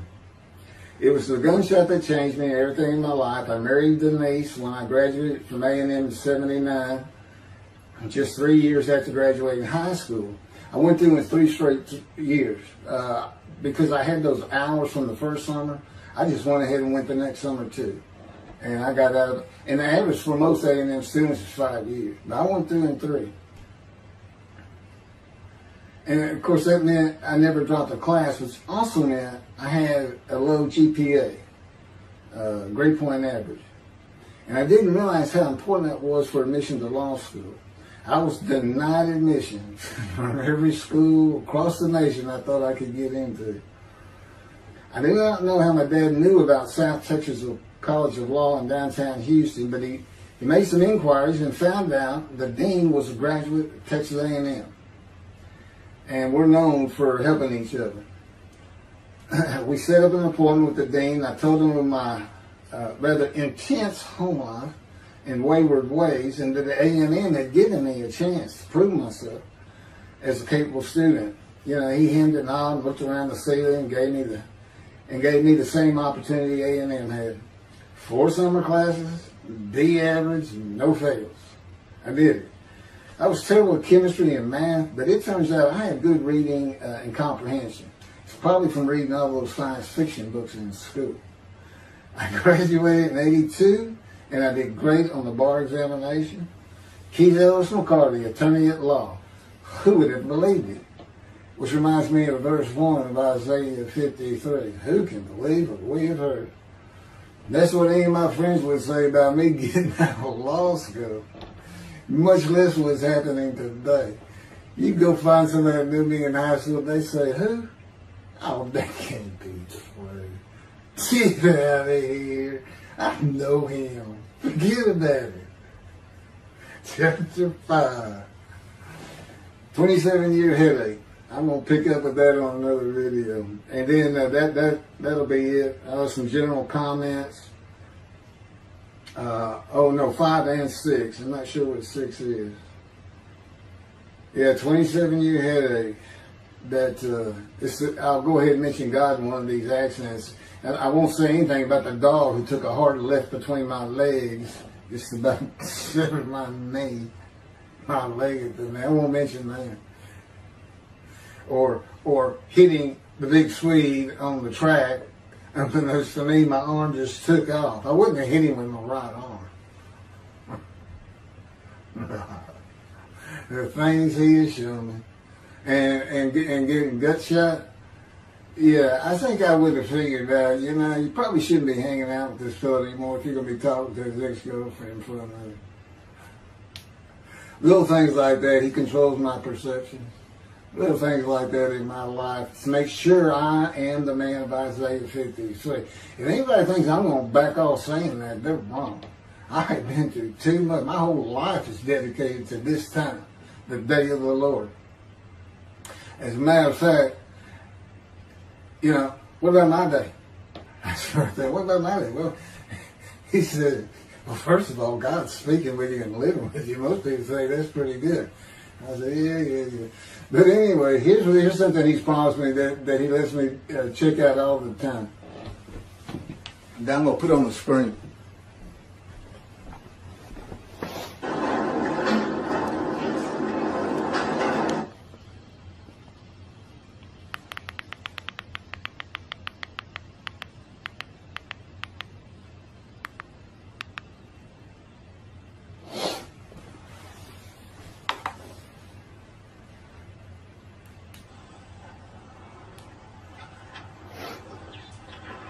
The Radiant GP Cycles, Shorties, Slip-Ons, Code Startup.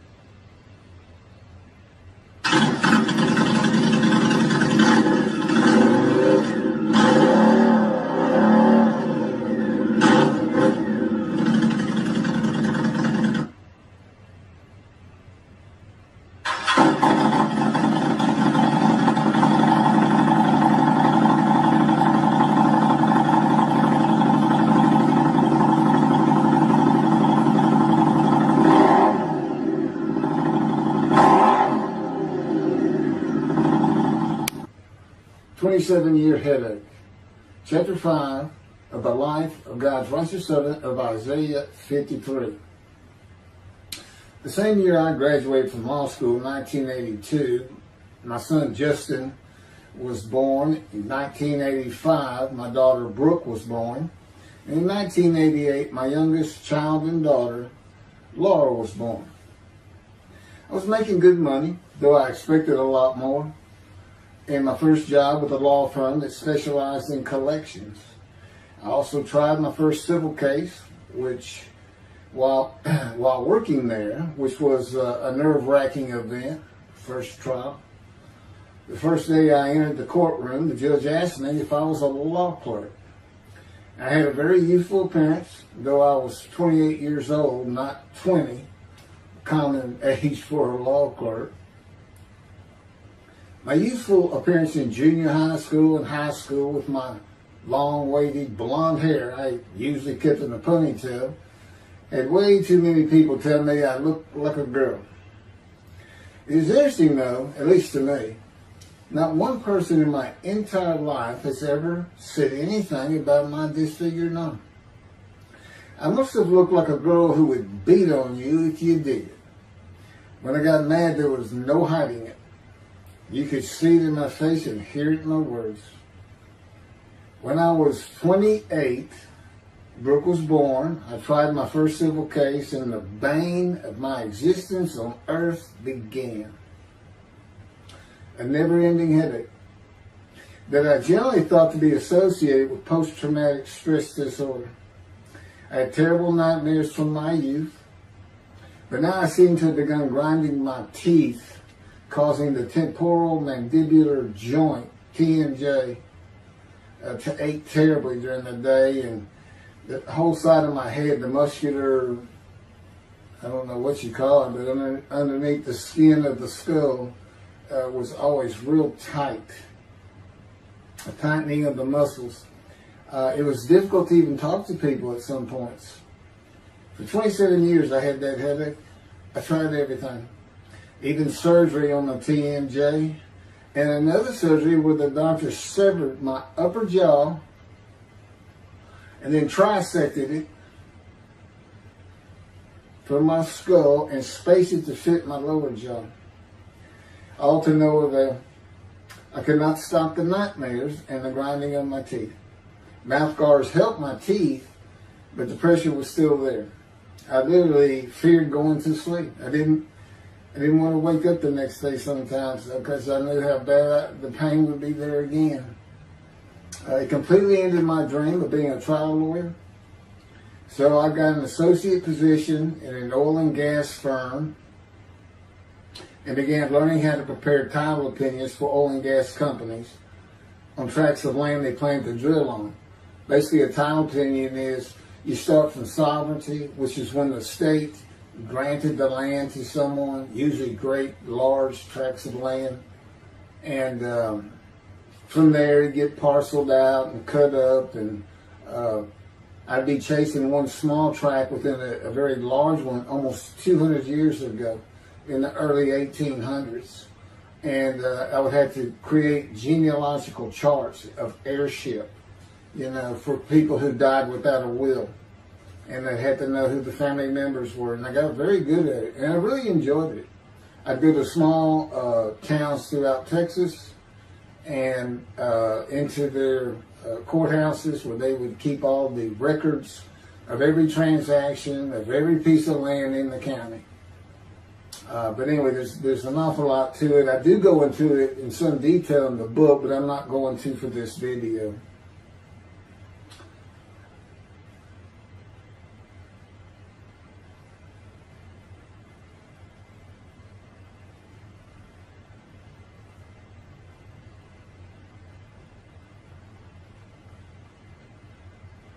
Eventually, I had my own firm.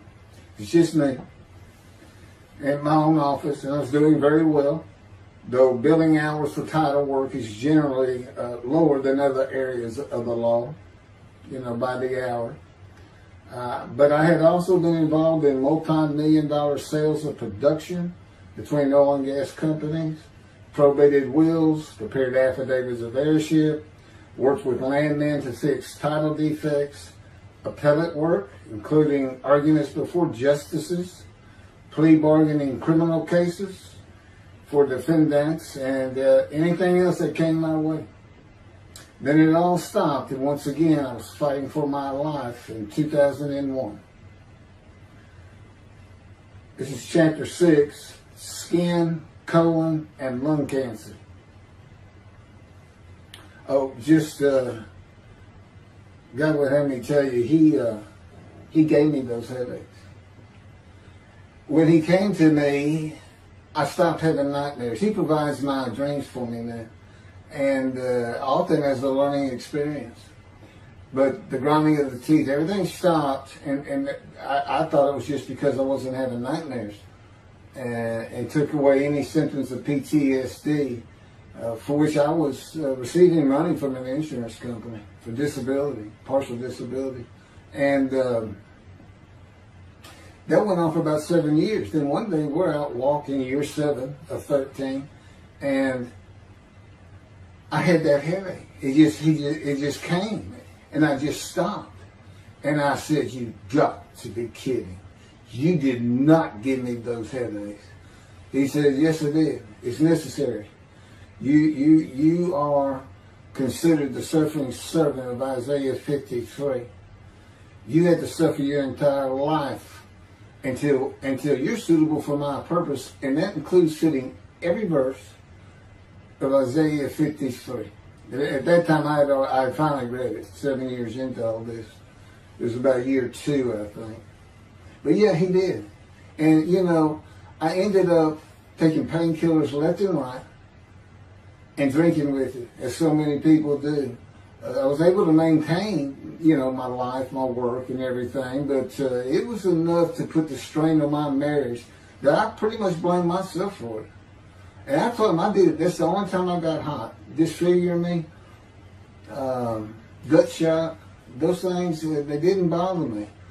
But I said, you hurt my children terribly with that, because I became a bad father. I mean, I wasn't the father I could be. I mean, they love me and I love them. We don't have any serious risks. They're off living their lives and they're all doing great.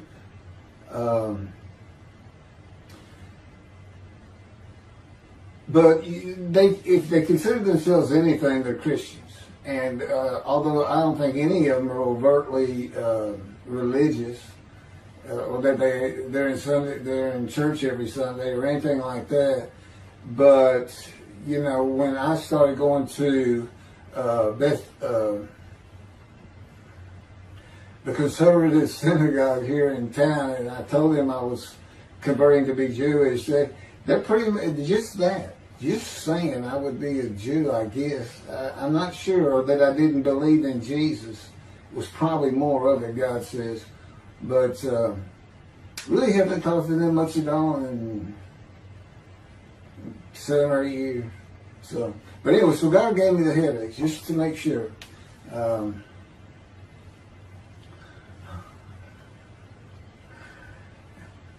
Anyway, I was married to Denise for 18 years, and we divorced in 1997 for irreconcilable differences. We agreed that she maintain custody of the children. The first to leave was Justin, and he came and lived with me. Then Brooke started getting in trouble, who is as tough as she is beautiful. Her mom's very difficult to get along with. Justin was a lot like me at his age, and trouble followed him everywhere he went. Like me, he was hard to talk to, and like me, his getting out of high school was a coin flip. He's doing great. He learned the oil and gas landman business, and I helped him out as much as I could, and friends of mine helped him out even a lot more. And he's very successful now. Married, no children. Laura's married, no children. She's got a great job. And Brooke is married with 2 children. I have 2 grandchildren. Long life, see his children. You'll see what I'm talking about, long life, when I get to the lung cancer that God chose to crush me with. Something had to be done, and to make matters worse, Denise had met a man and they were going to get married. But he didn't want Brooke to be part of their new family, or Justin for that matter. He wasn't going to go stay with them anyway. Now, I had 2 of the children and she had 1, but all still in her custody according to the divorce decree. So anyway, I stopped paying child support on those 2, but had not gotten around to the proper revision of the divorce decree when I took Justin and Brooke with me to live on the Big Island, Hawaii. Laura came with us to visit for a month.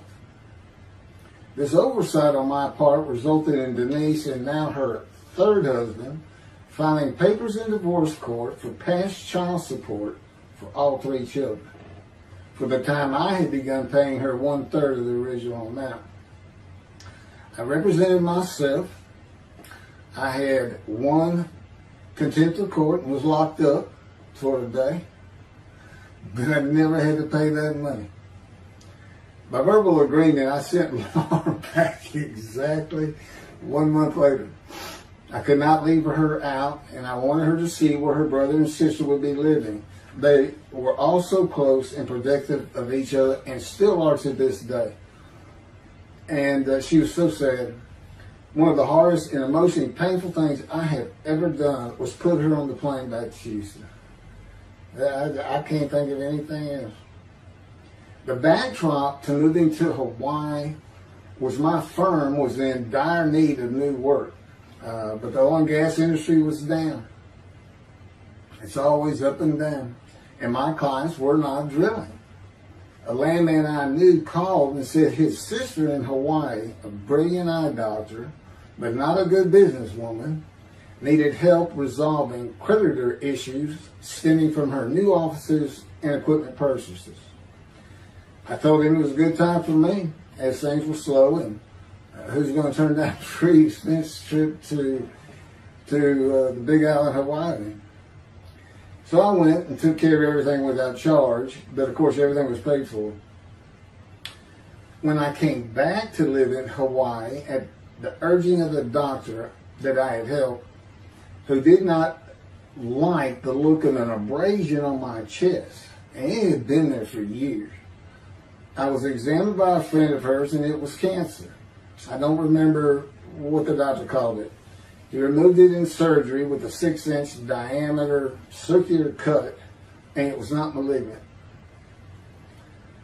I could practice in just about any area of the law, and all I had to do was pass the Hawaii bar exam, one of the toughest in the nation. While studying for the bar, my body, all at once, in a moment, told me something bad was wrong with me. I had been running, swimming, riding my bike everywhere I went, letting Justin have the car, and had been feeling good and strong. In a moment's time, I was weak and sick while grocery shopping, and there was a pain in my belly and my abdomen. I did not know it, but a large tumor in my colon had burst through my colon, and I was bleeding internally. I did not go to a doctor, which I guess is my nature. That, and I did not have medical insurance. Anyone asking anyone for help unless things were at a critical stage, such as a bullet wound, was something I couldn't do. There's all kinds of personality disorders. I thought surely it would pass, and decided to just give it time and bear up to the abdominal and belly pain. I continued studying and took the Hawaii bar on Oahu in Honolulu in the summer of 2001. I had lived in pain for so many years from my headache, and passing the bar was so important. I just kept going day by day. Pain was getting worse, and but I kept exercising. It was the only time I didn't focus on the pain. I had always been a fast healer, and I thought in any day it would just go away. I finally could no longer take it. Brooke, it turns out, was in Houston visiting with her mom, and I left Justin at our little, we call it the little green shack. There wasn't much to it. We weren't there very often, really, except to sleep. And went to Houston to find a doctor for diagnosis, staying at my parents' townhome, which is where I'm at now. I had allowed my major medical insurance to lapse using premiums for child support when things had gotten lean. I just needed someone to tell me what was wrong. I would find a way to take care of whatever the diagnosis was. Early September, I was close to dying, lying on the floor of a dingy apartment of a friend who traveled for work. I could no longer get up to even try and get medical help. And I had not told anyone how bad it had become. Then the planes hit New York. Seeing how grief-stricken so many relatives were on the news, I began to think for the first time how awful my children would feel when they found out how and where I died all alone. So I asked my father, again, it's hard for me to ask people for things, for the money to pay for a colon examination that had been suggested by a doctor at one of those clinics you find in a strip mall, the only places I could afford. The doctor who performed the colonoscopy finally found what was making me so ill and unable to eat. A malignant tumor 6 to 8 inches long that had burst through my colon, and I was bleeding internally. You know, I come out of anesthesia, partial anesthesia, and he's holding this picture, and there's this great big purple blob, and he says, I couldn't get the scope past this. It's not a good way to wake up. To say it crushed me in my life is an understatement. The pain, the weight loss, inability to eat, all I could do was drink calorie drinks. Began about 4 months before the colon examination. That was 4 months of sheer pain. But as it turns out, I did pass the Hawaii bar exam. It was now early October 2001. The doctor told me, look, you don't have insurance. Go to Bentop Hospital. That's the hospital I went to when I got gunshot. I prefer gut shot. It sounds better. It is, man. And he gave me the pictures from the procedure showing what he could not get the scope past. Just shaking his head and saying, you should have come in much earlier. So I went to Bentop thinking I was here in 75 on October 5, dying, but I did survive. And here I am again on the first week of October 2001. I showed the pictures to the admitting nurse. Instead of them sending me to the waiting room, she just looked at me and she said, this is a public hospital. I mean, you can wait all day long to have a cold check. She looked at me and said, why did you wait so long? And how are you still alive? And I told her, I have no idea. She did not send me to the waiting room, but had an orderly take me immediately to a room. There they hooked me up to a morphine machine where I could hit a button at a time interval I can no longer remember and receive a small dose. I do know I never missed one. I was very depressed, and my parents who waited in that line for admittance with me looked so sad and depressed. It was not one of my better days, though I finally had some pain relief. Day after day, I lay there waiting for the next test they would run. It was during this time I received notification that Denise had filed papers in the divorce court to recover monies for the time I was taking care of 2 of the children. It's also when I received notification from Hawaii that I had passed the bar exam. So, Ben Taub Hospital, what a lifesaver. I mean, young surgeons in like Baylor University, medical schools, it's a prime position to get your hands on if you're going to be a surgeon, because you're in surgery all day long and all night long. As long as you can stand up, they're bringing people in. It's just a real hot spot in Houston, and a great hospital, but it's not a place you want to stay. You really don't. My doctor would come in and be out so fast, I never knew what was going on. He did tell you my previous surgery to my abdomen, where they opened me up from stem to stern, complicated removal of the tumor. On October 25, my son's birthday, who was now stuck in Hawaii, they cut me open again and removed the tumor. It was about a week or so later, I was released with a schedule for chemotherapy. I returned to the dingy apartment all alone. I just stared at the television for weeks. I did, and chemo, so depressing for those who had to go into it. A small room with big chairs for about 20 people who all looked like death, including me. Everyone with an assortment of bags of chemo dripping into our arms for hours. It took about 8 hours before I really got sick from it. And I had to park a long way to avoid paying for parking and drive a long way to the apartment. It was a very gloomy fall and winter. When I completed my chemo of once a week for 6 or 9 months, more tests were scheduled. I do not remember how many months the chemo lasted. I do remember I did not finish, missing the last 3 sessions. At the end, I could not get out of the door without bursting into tears and just not go. It just wore me down to nothing. On the right side, it was my door. I had my own apartment called the Loft. It was brand new and very nice on a bayou close to downtown Houston with a running trail alongside it and lots of woods near Memorial Park, where I had been running a 3-mile circuit since high school. I returned to Ben Taub for follow-up tests, including x-rays of my chest, and the colon cancer had not returned then and to this day. The chest x-rays were another matter entirely. The doctor told me he had bad news and showed me the x-rays telling me the white spots I was seeing was cancer. They were everywhere. Lungs full of cancer, he said, at a stage I could not be treated with any success. My dad was with me, and I asked the doctor, well, what does that mean? And when he said you need to prepare for death, the look on my father's face was so sad and hurt at the same time I'll never forget. And we've been through some tough things in this house. Every house we've been in. It didn't affect me one bit. I did not feel anything.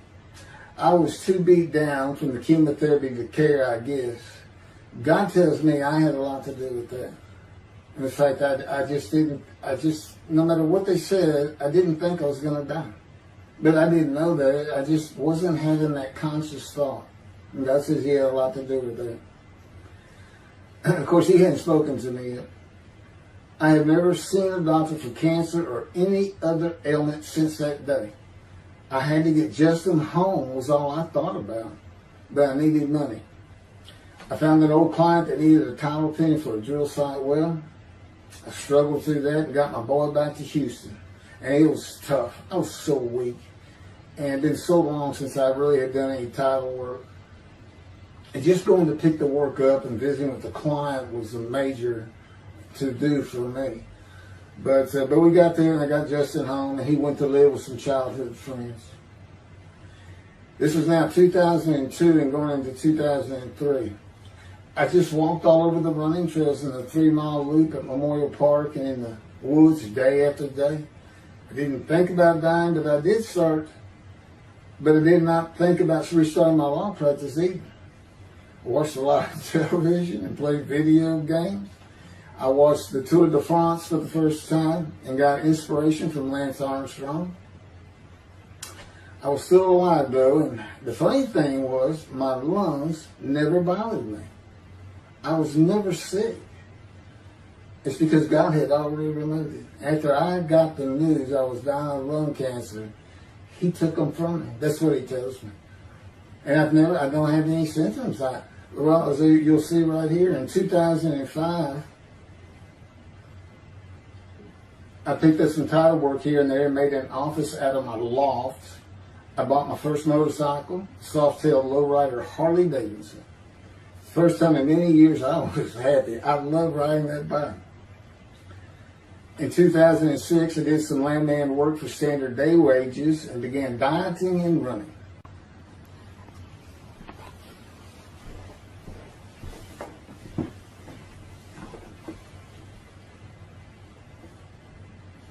Once again, my camera only goes for 29 minutes and 59 seconds, and I'm gonna back up just a little bit. In 2006, I did some land work for standard day wages and began dieting and running. I had never been a swimmer in terms of training for it. I love the water and swimming, but I never trained with laps of different paces and various distances. Mostly because I was so slow, because of my right arm. I was reaching an age, though, where endurance in my running was more important than speed. And so endurance swimming was too. In Hawaii, I had seen the athletes come to Kailua Kona, where we lived and where the Ironman triathlon begins and ends. Matter of fact, my little green shack was just right on the route to where they start. That was a fun week, and it was amazing watching the athletes train and prepare for the race. I would think to myself, a human being, the human body cannot do what they are doing. Yet they were and they did. It's just amazing. I decided to learn how to swim more efficiently and how to train for distance and endurance. Get a regular and triathlon bike and enter some triathlons. I was still alive and finally a direction and purpose in my life. Training every day for long periods of time. It really helped with my headache and I slept better. In 2007, I signed up for the March 30, 2008 Lone Star Half Iron Triathlon in Galveston, Texas, and the October 5, 2008 Longhorn Ironman 70.3 in Austin, Texas. You cover 70.3 miles, and you got to do it under 8 hours. And I did real well in the first one. As far as my time, it's 7 hours and a little bit, but I barely made it without disqualification in the one in Austin, and it was primarily because of the hills. It's this very hilly area in central Texas, I guess. But I did make it, and swore I'd never do another one. But I did it after the first one too. It's tough. My insurance was still paying for my inability to work, primarily based on the headache and a diagnosis of PTSD. So I was not working, and I got real serious in training to swim the 1.2 miles in the ocean, and that would be in Galveston and in a lake in Austin, 56 miles on the bike, and a half marathon, 13.1 mile run. That's what I was able to do with a diagnosis in 2001 of lung cancer that could not even be treated, stage 4. And that's just about impossible. It would take a miracle of God for that to happen, because generally you're going to die within 1 year. They say if you get lucky with good medical treatment, you might make 5 years. But 1 year is the standard, if you can make it that long. That's my proof that I offered myself to guilt for God. Because you can't, it's not something provable. All you can do is show the result of that offer.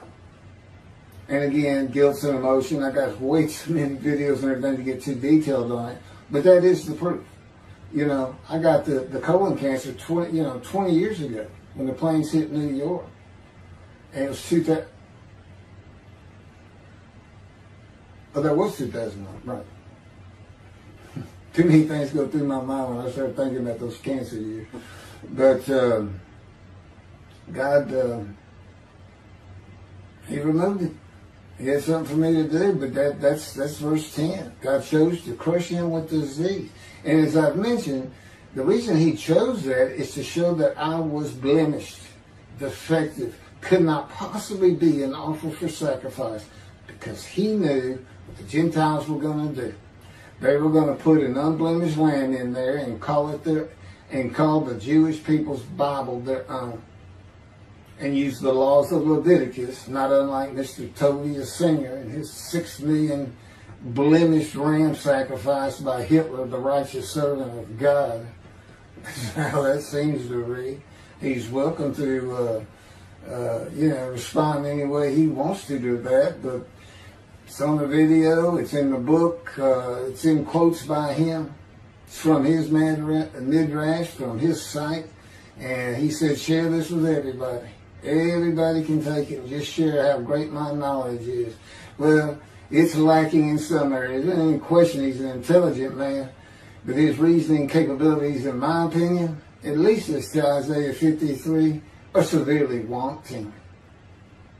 I am that man. And God's going to give the Christians hell with it, and with me. Just like I just heard this for the first time on the video, when all of a sudden he had me say that Jesus announced he wasn't the man of Isaiah 53 on the cross, when he said, Father, Father, Father, why are you forsaking me? Because he was about to die. In Isaiah 53, who he thought he was, and he's not, who he didn't fit the verses, but he thought he was supposed to be exposed to death. They give him long life, so boldly he goes into the Roman Jerusalem and gets himself taken up. He's not worried. Delusional, yeah, maybe. But as far as I'm concerned, he's nothing but a story. He never existed. And the story starts with the Essenes of the Red Sea Scrolls and the teacher of righteousness. Real quick, I'll go over that. Here's the thing. Their founder is called the teacher of righteousness. Okay? They were great followers of Isaiah. They had the great scroll of Isaiah. They're prolific writers and copyists. They had their own gate at Jerusalem. The Essenes Gate. Now, the New Testament never mentions them. You got Pharisees, Sadducees, Essenes, but they never mention an Essene. And Jesus, quite frankly, would have been one of them, because they embody who He is. They didn't like riches, hated sinning. They didn't like material things. They removed themselves from Jerusalem, in the most part, to those caves by the Dead Sea for that very reason. But they did have a gate. They still had people who would be there. And you know what they would do at the gates? Tell stories. That's what you do. You tell stories. And it is a great story. Here's this guy. He's connected with God. Back then they believed men were gods. Caesar was a god. Over in Egypt, you had the same thing going on. It's a common thought that men could be gods. And this story just springs up. And they didn't even question. They'd have gone and questioned it. I mean, they're sitting right front and center in Jerusalem. You think they didn't hear about this man walking on water, raising the dead, feeding 5,000 with 2 fish and 5 loaves? Turning water to wine. That alone, Rome would have said, Caesar would have said, he does what? He turns water to wine. Bring him to me. Don't touch a hair on his head. You don't kill the man who turns water to wine. You send him out with your armies. Make your men happy. It's there's so many ridiculous aspects to it. Most particularly, God performed a human sacrifice for the sinning Gentiles. He's left the sinning Jews for the sinning Gentiles. But he gives them an out, these Gentiles, not his chosen. He gives them an out. I know, I'm going to kill my son for you, so that you'll be forgiven of violating my commandments and laws. If anybody knows God, and the Jews do, and I know him like nobody's business, that's not him. That's not him. I mean, he told the Jews, I'm never going to leave you, but I will punish you. Now, that's him. That's him. And he'll put you through hell just to make you a better person, a better people. And he has no plans of changing that. He's not going to change the minds and the thinking of billions of people to make them love the Jew. He's just not going to do it. And the practicality is, he didn't create man for him to even be able to do that. Now, he could have created humanity where he could do that. He could change the mind of everybody at the same time. But I'll tell you on this, he's been working on my mind for 13 years. It is one brutal cop bump. It's a very one-on-one affair. Now, he says, now, I could just kill everybody. I mean, that's easy enough. That's easy. I just kill everyone. But he said, that's not, you know, it's all about this. You got to know how to read the Bible. You know, it's written for antiquity first and the Dark Ages, and then the Age of Enlightenment. I mean, basically, he's saying you've got to go back over it. You've got to check these guys. You got to check Rambam in his speech. God's going to make the world speak Hebrew, or yeah, they will be the pure speech. You got to check some of this stuff. And I read Rashi's, you know, I went through his Isaiah 53 Midrash, and all I can say is very unimpressed. I've seen what he has to say in Malachi. He didn't pick up on any of this. He didn't know what the angel of the Lord is, the angel of the covenant that you desire. He doesn't know how Moses goes by a burning bush that's not consumed. The angel of the Lord is in there, and God speaks. I do. To me, it's just like, well, you just get some basic concepts, and you know, all of a sudden, and quite frankly, it'll open up the scripture to the Jews. They can put the Talmud aside for a little while. But I will say this. God says, you know, if you can study it, study it. There's all kinds of great things in it. Just be real careful about what you teach from it.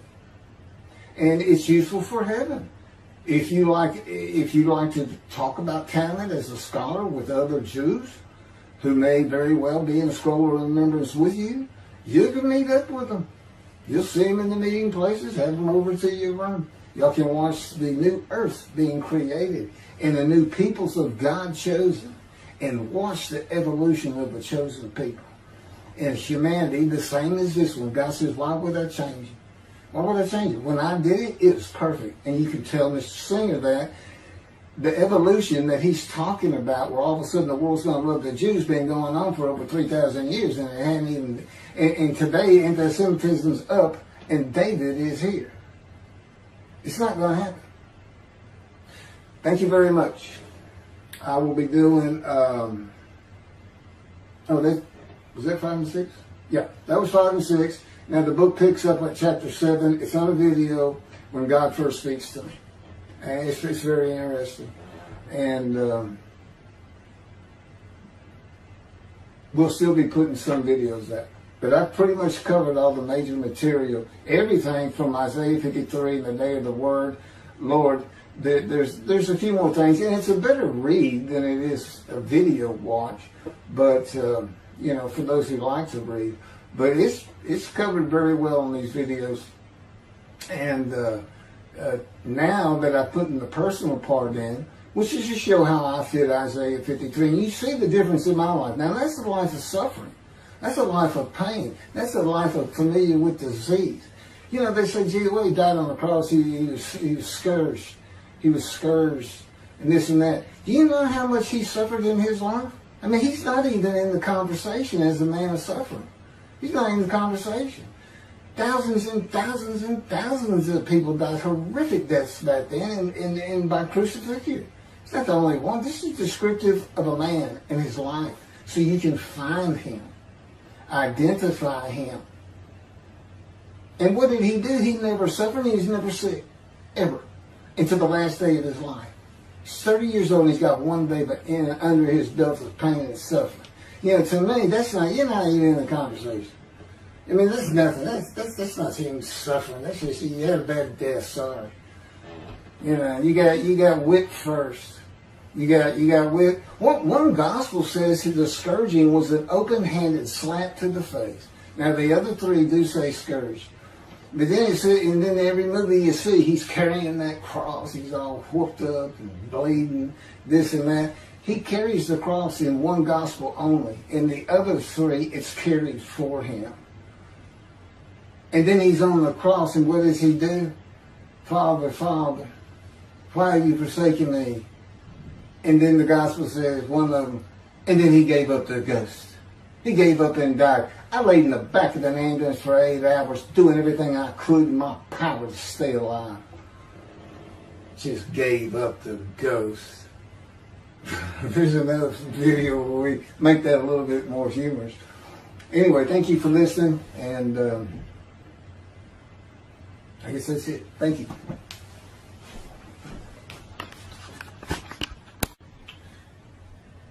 This is a video that leads into a brand new,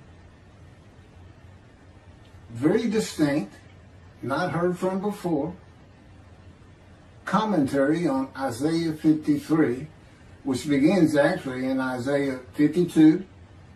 It's comprised of 7 videos I have put together in the last month or so, and I'm just putting them all together with a lead-in video explaining these things and why it's so new, novel, and has such a different view of the scripture from that which Judaism teaches regarding a messianic era when David comes, the descendant of David. They often refer to him as King Moshiach. Moshiach means the anointed one. And you'll get the idea from the title of this video real quick. God speaks to an atheist. And it began like this. The doctors who gave me 1 month to live from lung cancer in 2002 that developed from my colon cancer metastasizing would have been surprised that I was still alive, to say the least. I had stopped thinking about the lung cancer years before. The white spots in the x-rays that filled my lungs, like the stars in the night, did not inhibit my breathing or slow me down in any way. At this point in time, I'm training for my first triathlon. And I didn't start small. I did a half Ironman. It's 1.2 miles swimming in an ocean, 55-mile bike ride, and half marathon, 13 miles. They call it the 90.3. One Saturday in the fall of 2007, I was cooking lunch in my small kitchen, post-divorce, and at the stove, when God said, from just a little behind me, as though somebody was speaking to me right here, and above my right shoulder, which is this figure, wash your hands. I turned around to the sink, washed my hands, and turned back to the stove. Now understand, I've been an atheist for 50 years. I mean, I completely denied the existence of God. And then from right here, a small, quiet voice, like an account they had with Elijah at the cave, said, wash your hands. And I simply turned around, washed my hands, and went back to the stove. I didn't say a word to him. I didn't even keep thinking about it. I just did it. That was it. It was as though he had always been there. Just as to Adam. That's what I liken it to. And he dictated this to me. This is from my book, the book of my life that God dictated to me. It's called The Righteous Servant of God of Isaiah 53. No, the life of God's righteous servant of Isaiah 53. And he put it together. And he did it because he actually came to me, as Jeremiah would say, in the womb, but in my first year of life. And like Ezekiel, lit and entered me. So that part of chapter 11 of Isaiah happened well over 62 years ago. That's when that happened. That's when Moshiach was here. For all these rabbis and commentators who have been saying, he's here, no, he's here. Well, he's been here. I've been here a long time. I just wasn't prepared and hadn't even heard his voice yet. But what he did, you know, with Jeremiah, he made sure he was a priestly, godly man and guided his life. With me, it was to make sure I fit every single verse of Isaiah 53 as only I can explain it, what it's for, what it all means, and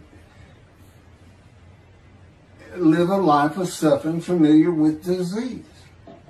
God chose to crush him with disease that he would offer himself for guilt and receive long life to see his children.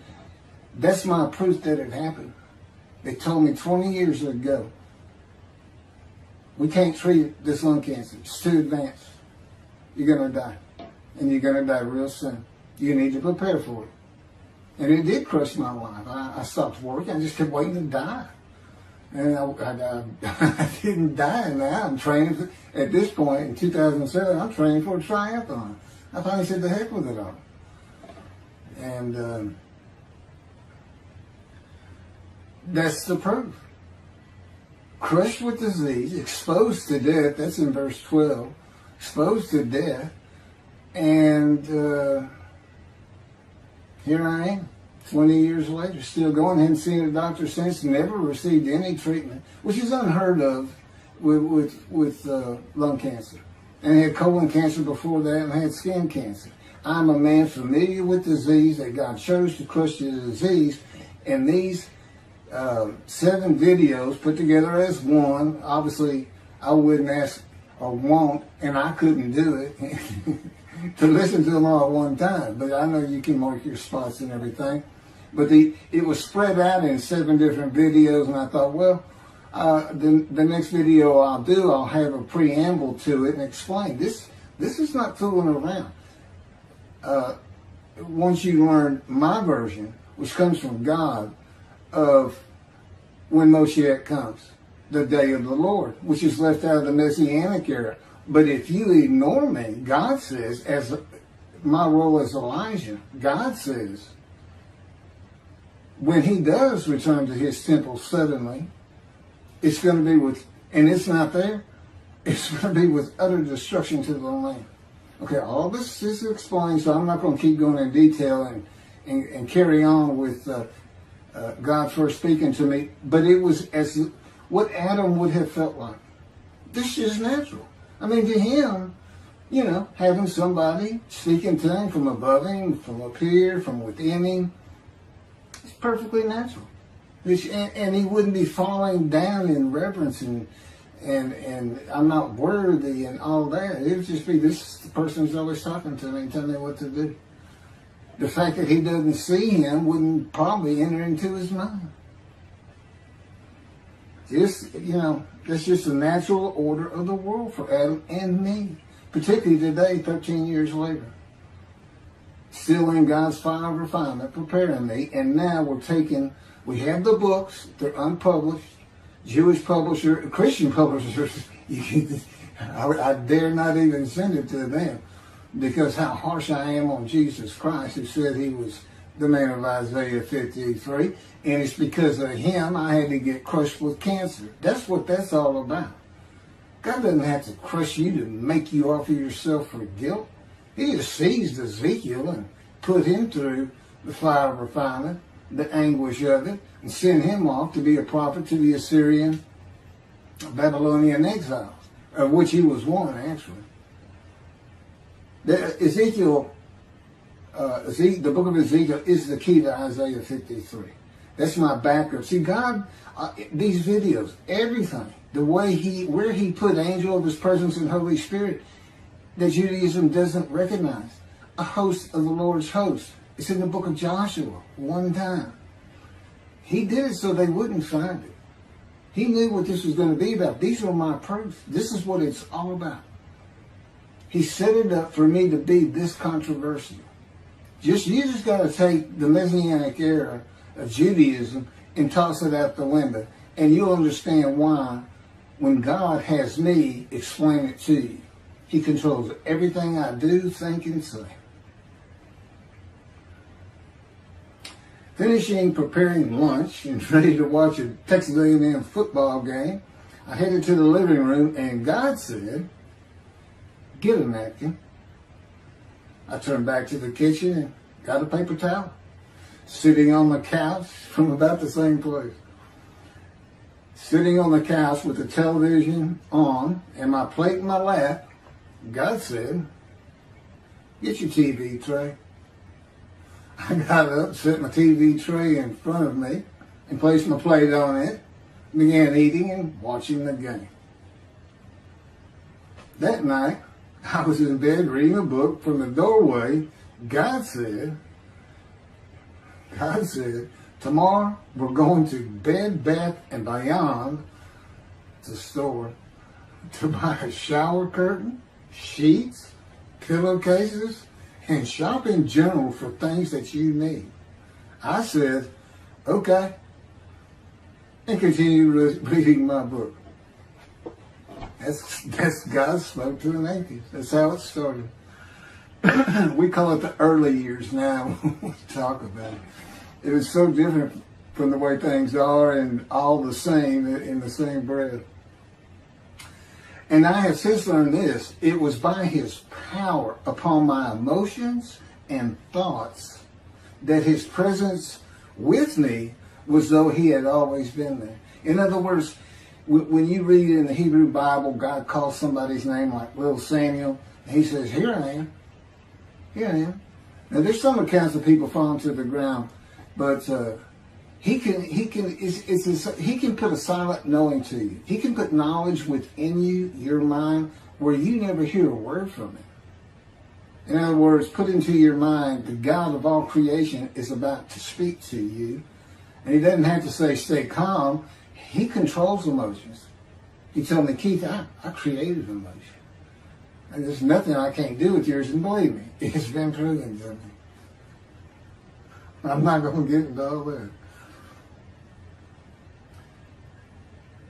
This story goes on. It turns out he had been like Jeremiah from the womb when he passed by that. I've never been affiliated with any church or synagogue. I've never had any teaching from yeshiva or seminary. Throughout my life, I did not. Let's put it this way. I was the actual opposite of Jesus Christ. Actual opposite. I'm a sinner. You know, I mean, he took me back. He said, "Look," you know, because I said, "Well, I wasn't that bad of a sinner." What? He said, "Really?" Here we go off in vision like the story of Scrooge and the Ghost of Christmas Past. I started getting smart with him. This is us talking friend to friend. I can talk to him like he's just a buddy sometimes. There is a line I know not to cross. I said, "Why would you call that a sin? Why is that a sin?" He said, "Keith, it's a sin. You lied." I said, "Yeah, but if I didn't lie, I was going to jail." He said, "But that don't make it good." I said, "Well, which comes first? Going to saving yourself? Or lying? And so what? I didn't believe in you anyway. I wasn't worried about going to hell either. It's just, I didn't think about those things." He tells me, "Man, I didn't let you. That's why I was with you from the get-go." He wanted me to be fresh. No preordained, settled in thoughts and beliefs on anything. And of course, I grew up in Texas for the most part, so it would have been Christianity. I didn't associate with anybody who was religious. I didn't even know what the term Jesus freak meant. I didn't even know that Jesus died for my sins, supposedly, in their theology. And I didn't know that there was a problem between Judaism and Christianity. Jews and Christians. I didn't know that. I had plenty of Jewish friends. You know, I was in the late 60s, 70s, my formative, going into my teen years, and, you know, he treated everybody as an equal. I never thought about it. Including the African Americans, who in my day, we just said blacks. I guess that doesn't go anymore. But had great friends of all kinds. My best friend, I didn't even know he was Jewish until I saw him on Facebook 40 years later. But anyway, Let me jump ahead. Okay, this is how God communicates with mankind. This is what the prophets are all about. It's not just Ezekiel, a spirit lit and entered into me. At that moment, God was speaking. And then he says, at that moment, a spirit entered into me, and then I could hear God's words. So he's saying, and that means God is in his spirits. And it's just imagine the presence of God is his mind, and it is composed of elements of the unseen realm that we can't understand. And spirit he created, and the angel of the Spirit, the Holy Spirit, he created. But that's completely different elements. His presence is different from God's presence. But they're like big clouds. And they can float together and be as one cloud. Okay, that cloud is what descends upon you. They are within me and without me. If this audience, was in a room with me, they would envelop you all around you. You'd be in the presence of God. The difference with me in that room is that cloud engulfs me, flows through me. It's within and without me, as though there's no break because of my physical structure. My little spirit is a little cloud that also drifted in. That's what it is. And it happened with all the prophets. If they spoke God's words, he was talking to them. He was telling them, write this down. Write this down. All these 20 books or so, of the books of the prophets. Ezekiel, write this down. You gotta set this up. Jeremiah, write this down. See, a time is coming. Well, that's the time in Malachi. It all comes together, and you'll find it in all these videos. So, and it doesn't just include Moses and the prophets. The man who wrestled with Jacob. Jacob says he wrestled with a man in divine beings. Well, you know, Judaism doesn't acknowledge the Holy Spirit's the person, which is beyond belief, because there's so many references that this is clearly a person, an angel of his presence. But it's just God going to a man saying, hey, wake up, I'm the God of this land. See this man over here sleeping? His name's Jacob. He's got his head on a rock. Go jump on him, start wrestling. Don't worry about it. I'm gonna orchestrate the whole thing. You'll be fine. And the guy would have said, here I am, let's go. That's how he does. And Judaism says the man in divine beings is an angel. No, he's not. That'd be like saying I'm an angel. And you wouldn't want to say that. Well, you wouldn't want to say it to me before he came to me, because that made me mad. But I had a hell of a temper, just like Moses did and like Ezekiel did. And God knows how to knock it out of you to where you smile and laugh a lot. Because I never used to. Well, you got to read the book, and you'll get it. You'll get it. I'm just, just like a lot of people, I've been through too much, hurt too much, suffered too much to have any thought that there's anybody upstairs, who cares about me. It's just don't even mention his name around me. We're either gonna fight or I'm leaving for it, and you'll never see me again. Don't do that, because it just makes me angry. All that's gone, by the way. Lots of stories on that. Oh, and the Spirit speaks. He's got his own personality. He's angelic. He has a very childlike voice, and he's just nothing but a ball of humor. He didn't ask me to say he's the greatest comedian of all times of the universe, and he's just a joy to talk to him. And he has the smarts of God, as he tells me. But I have instant communication with him. I have instant communication with God. It's like there's three persons in my mind. This one cloud is three clouds. It's two spirits and the elements of God's mind. And slow process of 13 years, and there's 13 years of, and this is from Isaiah 53, punishment, wounding, chastisement, maltreatment, crushing, bruising. And I'm telling you, he's relentless. That's in the stories, and I have a lot more once I get to Israel, and I have full confidence God's going to get it done. That's one thing I don't worry about. 13 years, a year and a half of trying to get books published, denied by everybody who even bothered to answer me, because it's just so different. And it can only go to Jewish publishers, and it's just like, well, this isn't the stuff we believe, and it sounds like he's saying it's him, and this and that. Well, I was. God said I made sure I didn't get them published. I wanted to do the videos first.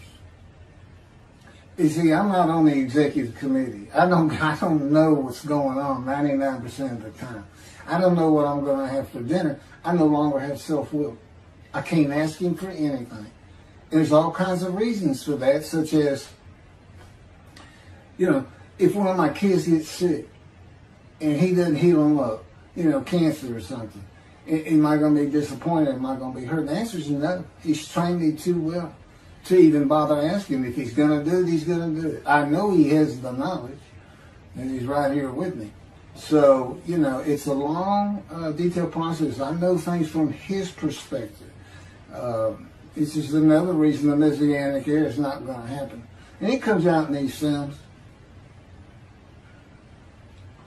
But the Holy Spirit, the angel of his presence, we're friends.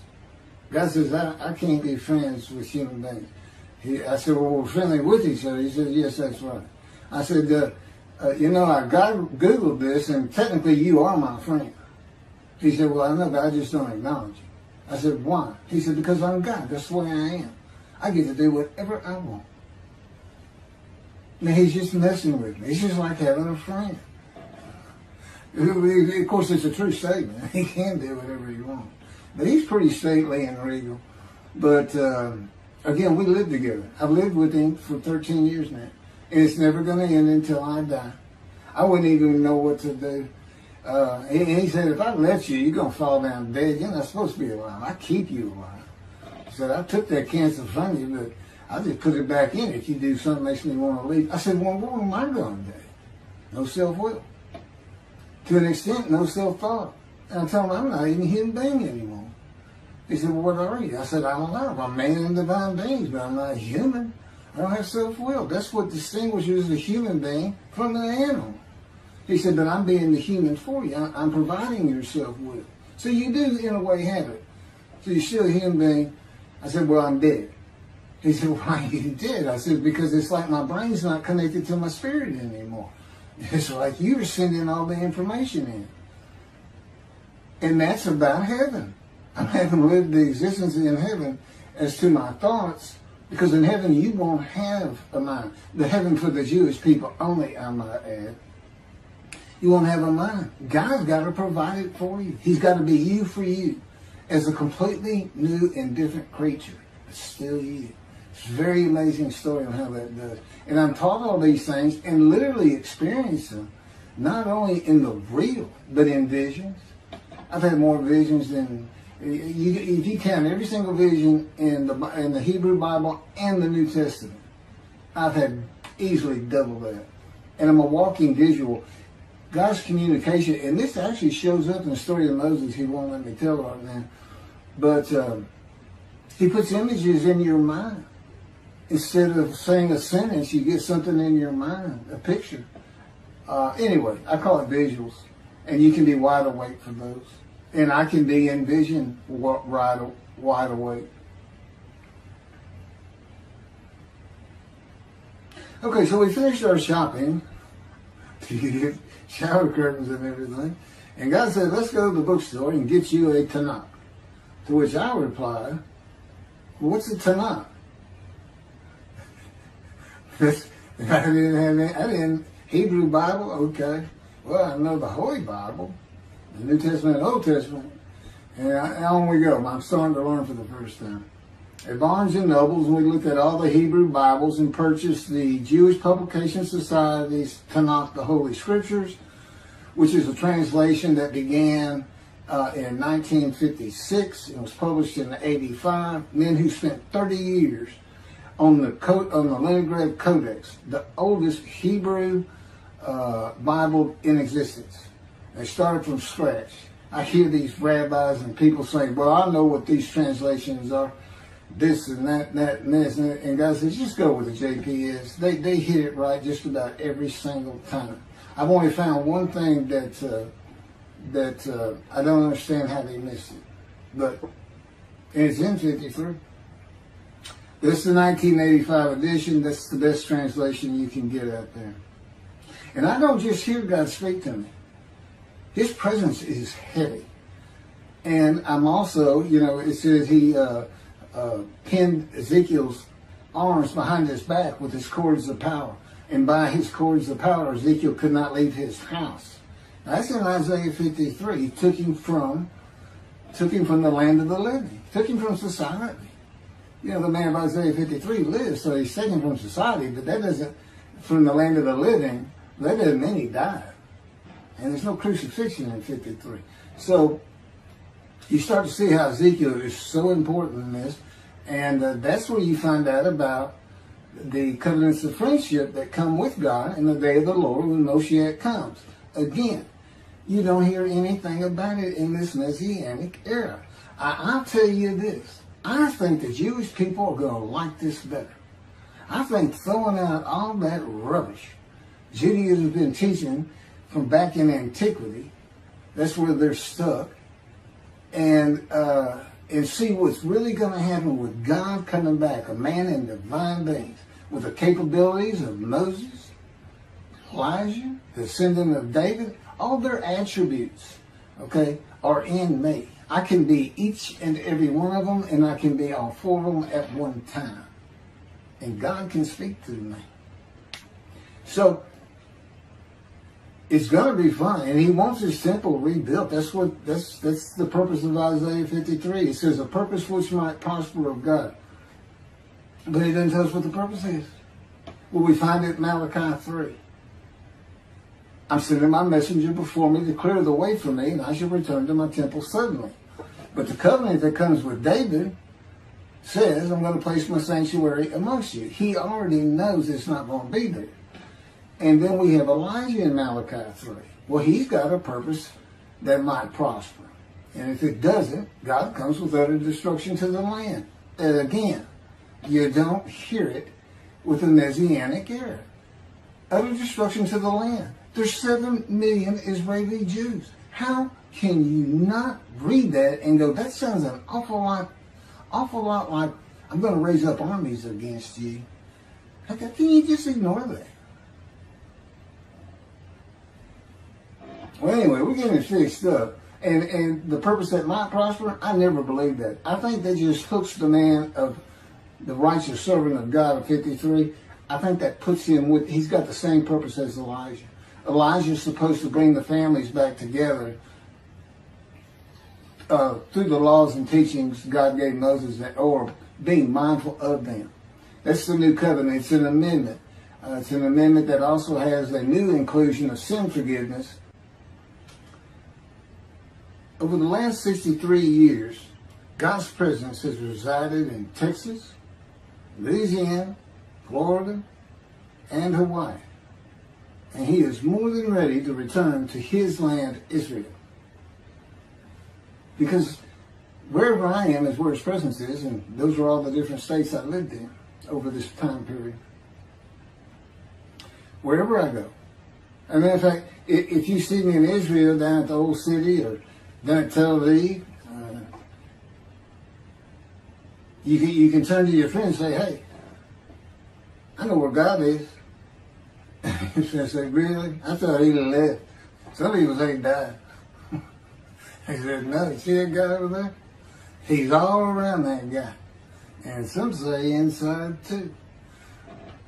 That's what it's going to be like. God says, when we get to Israel, we're never leaving again. I said, I wanted to see Great Britain. He said, it's like, did you just ask for something? I was like, oh. Yeah, that's good. I hope I fry if I hit the border and cross over. I hope I just burn up, bust in a combustible flame. But anyway, that's where he wants to be. And I'm assured he's going to get there. This purpose that might prosper, again, I think it just shows the purpose of the righteous servant and a purpose of Elijah. Because he knew I was going to be teaching. There's only, in the day of the Lord, as you would imagine, he wants to have all the prophecies fulfilled, be done with the prophecies. And there's only a handful, 4 men to come that we've never seen. The descendant of David, prophet like Moses, Elijah, and of course the righteous servant.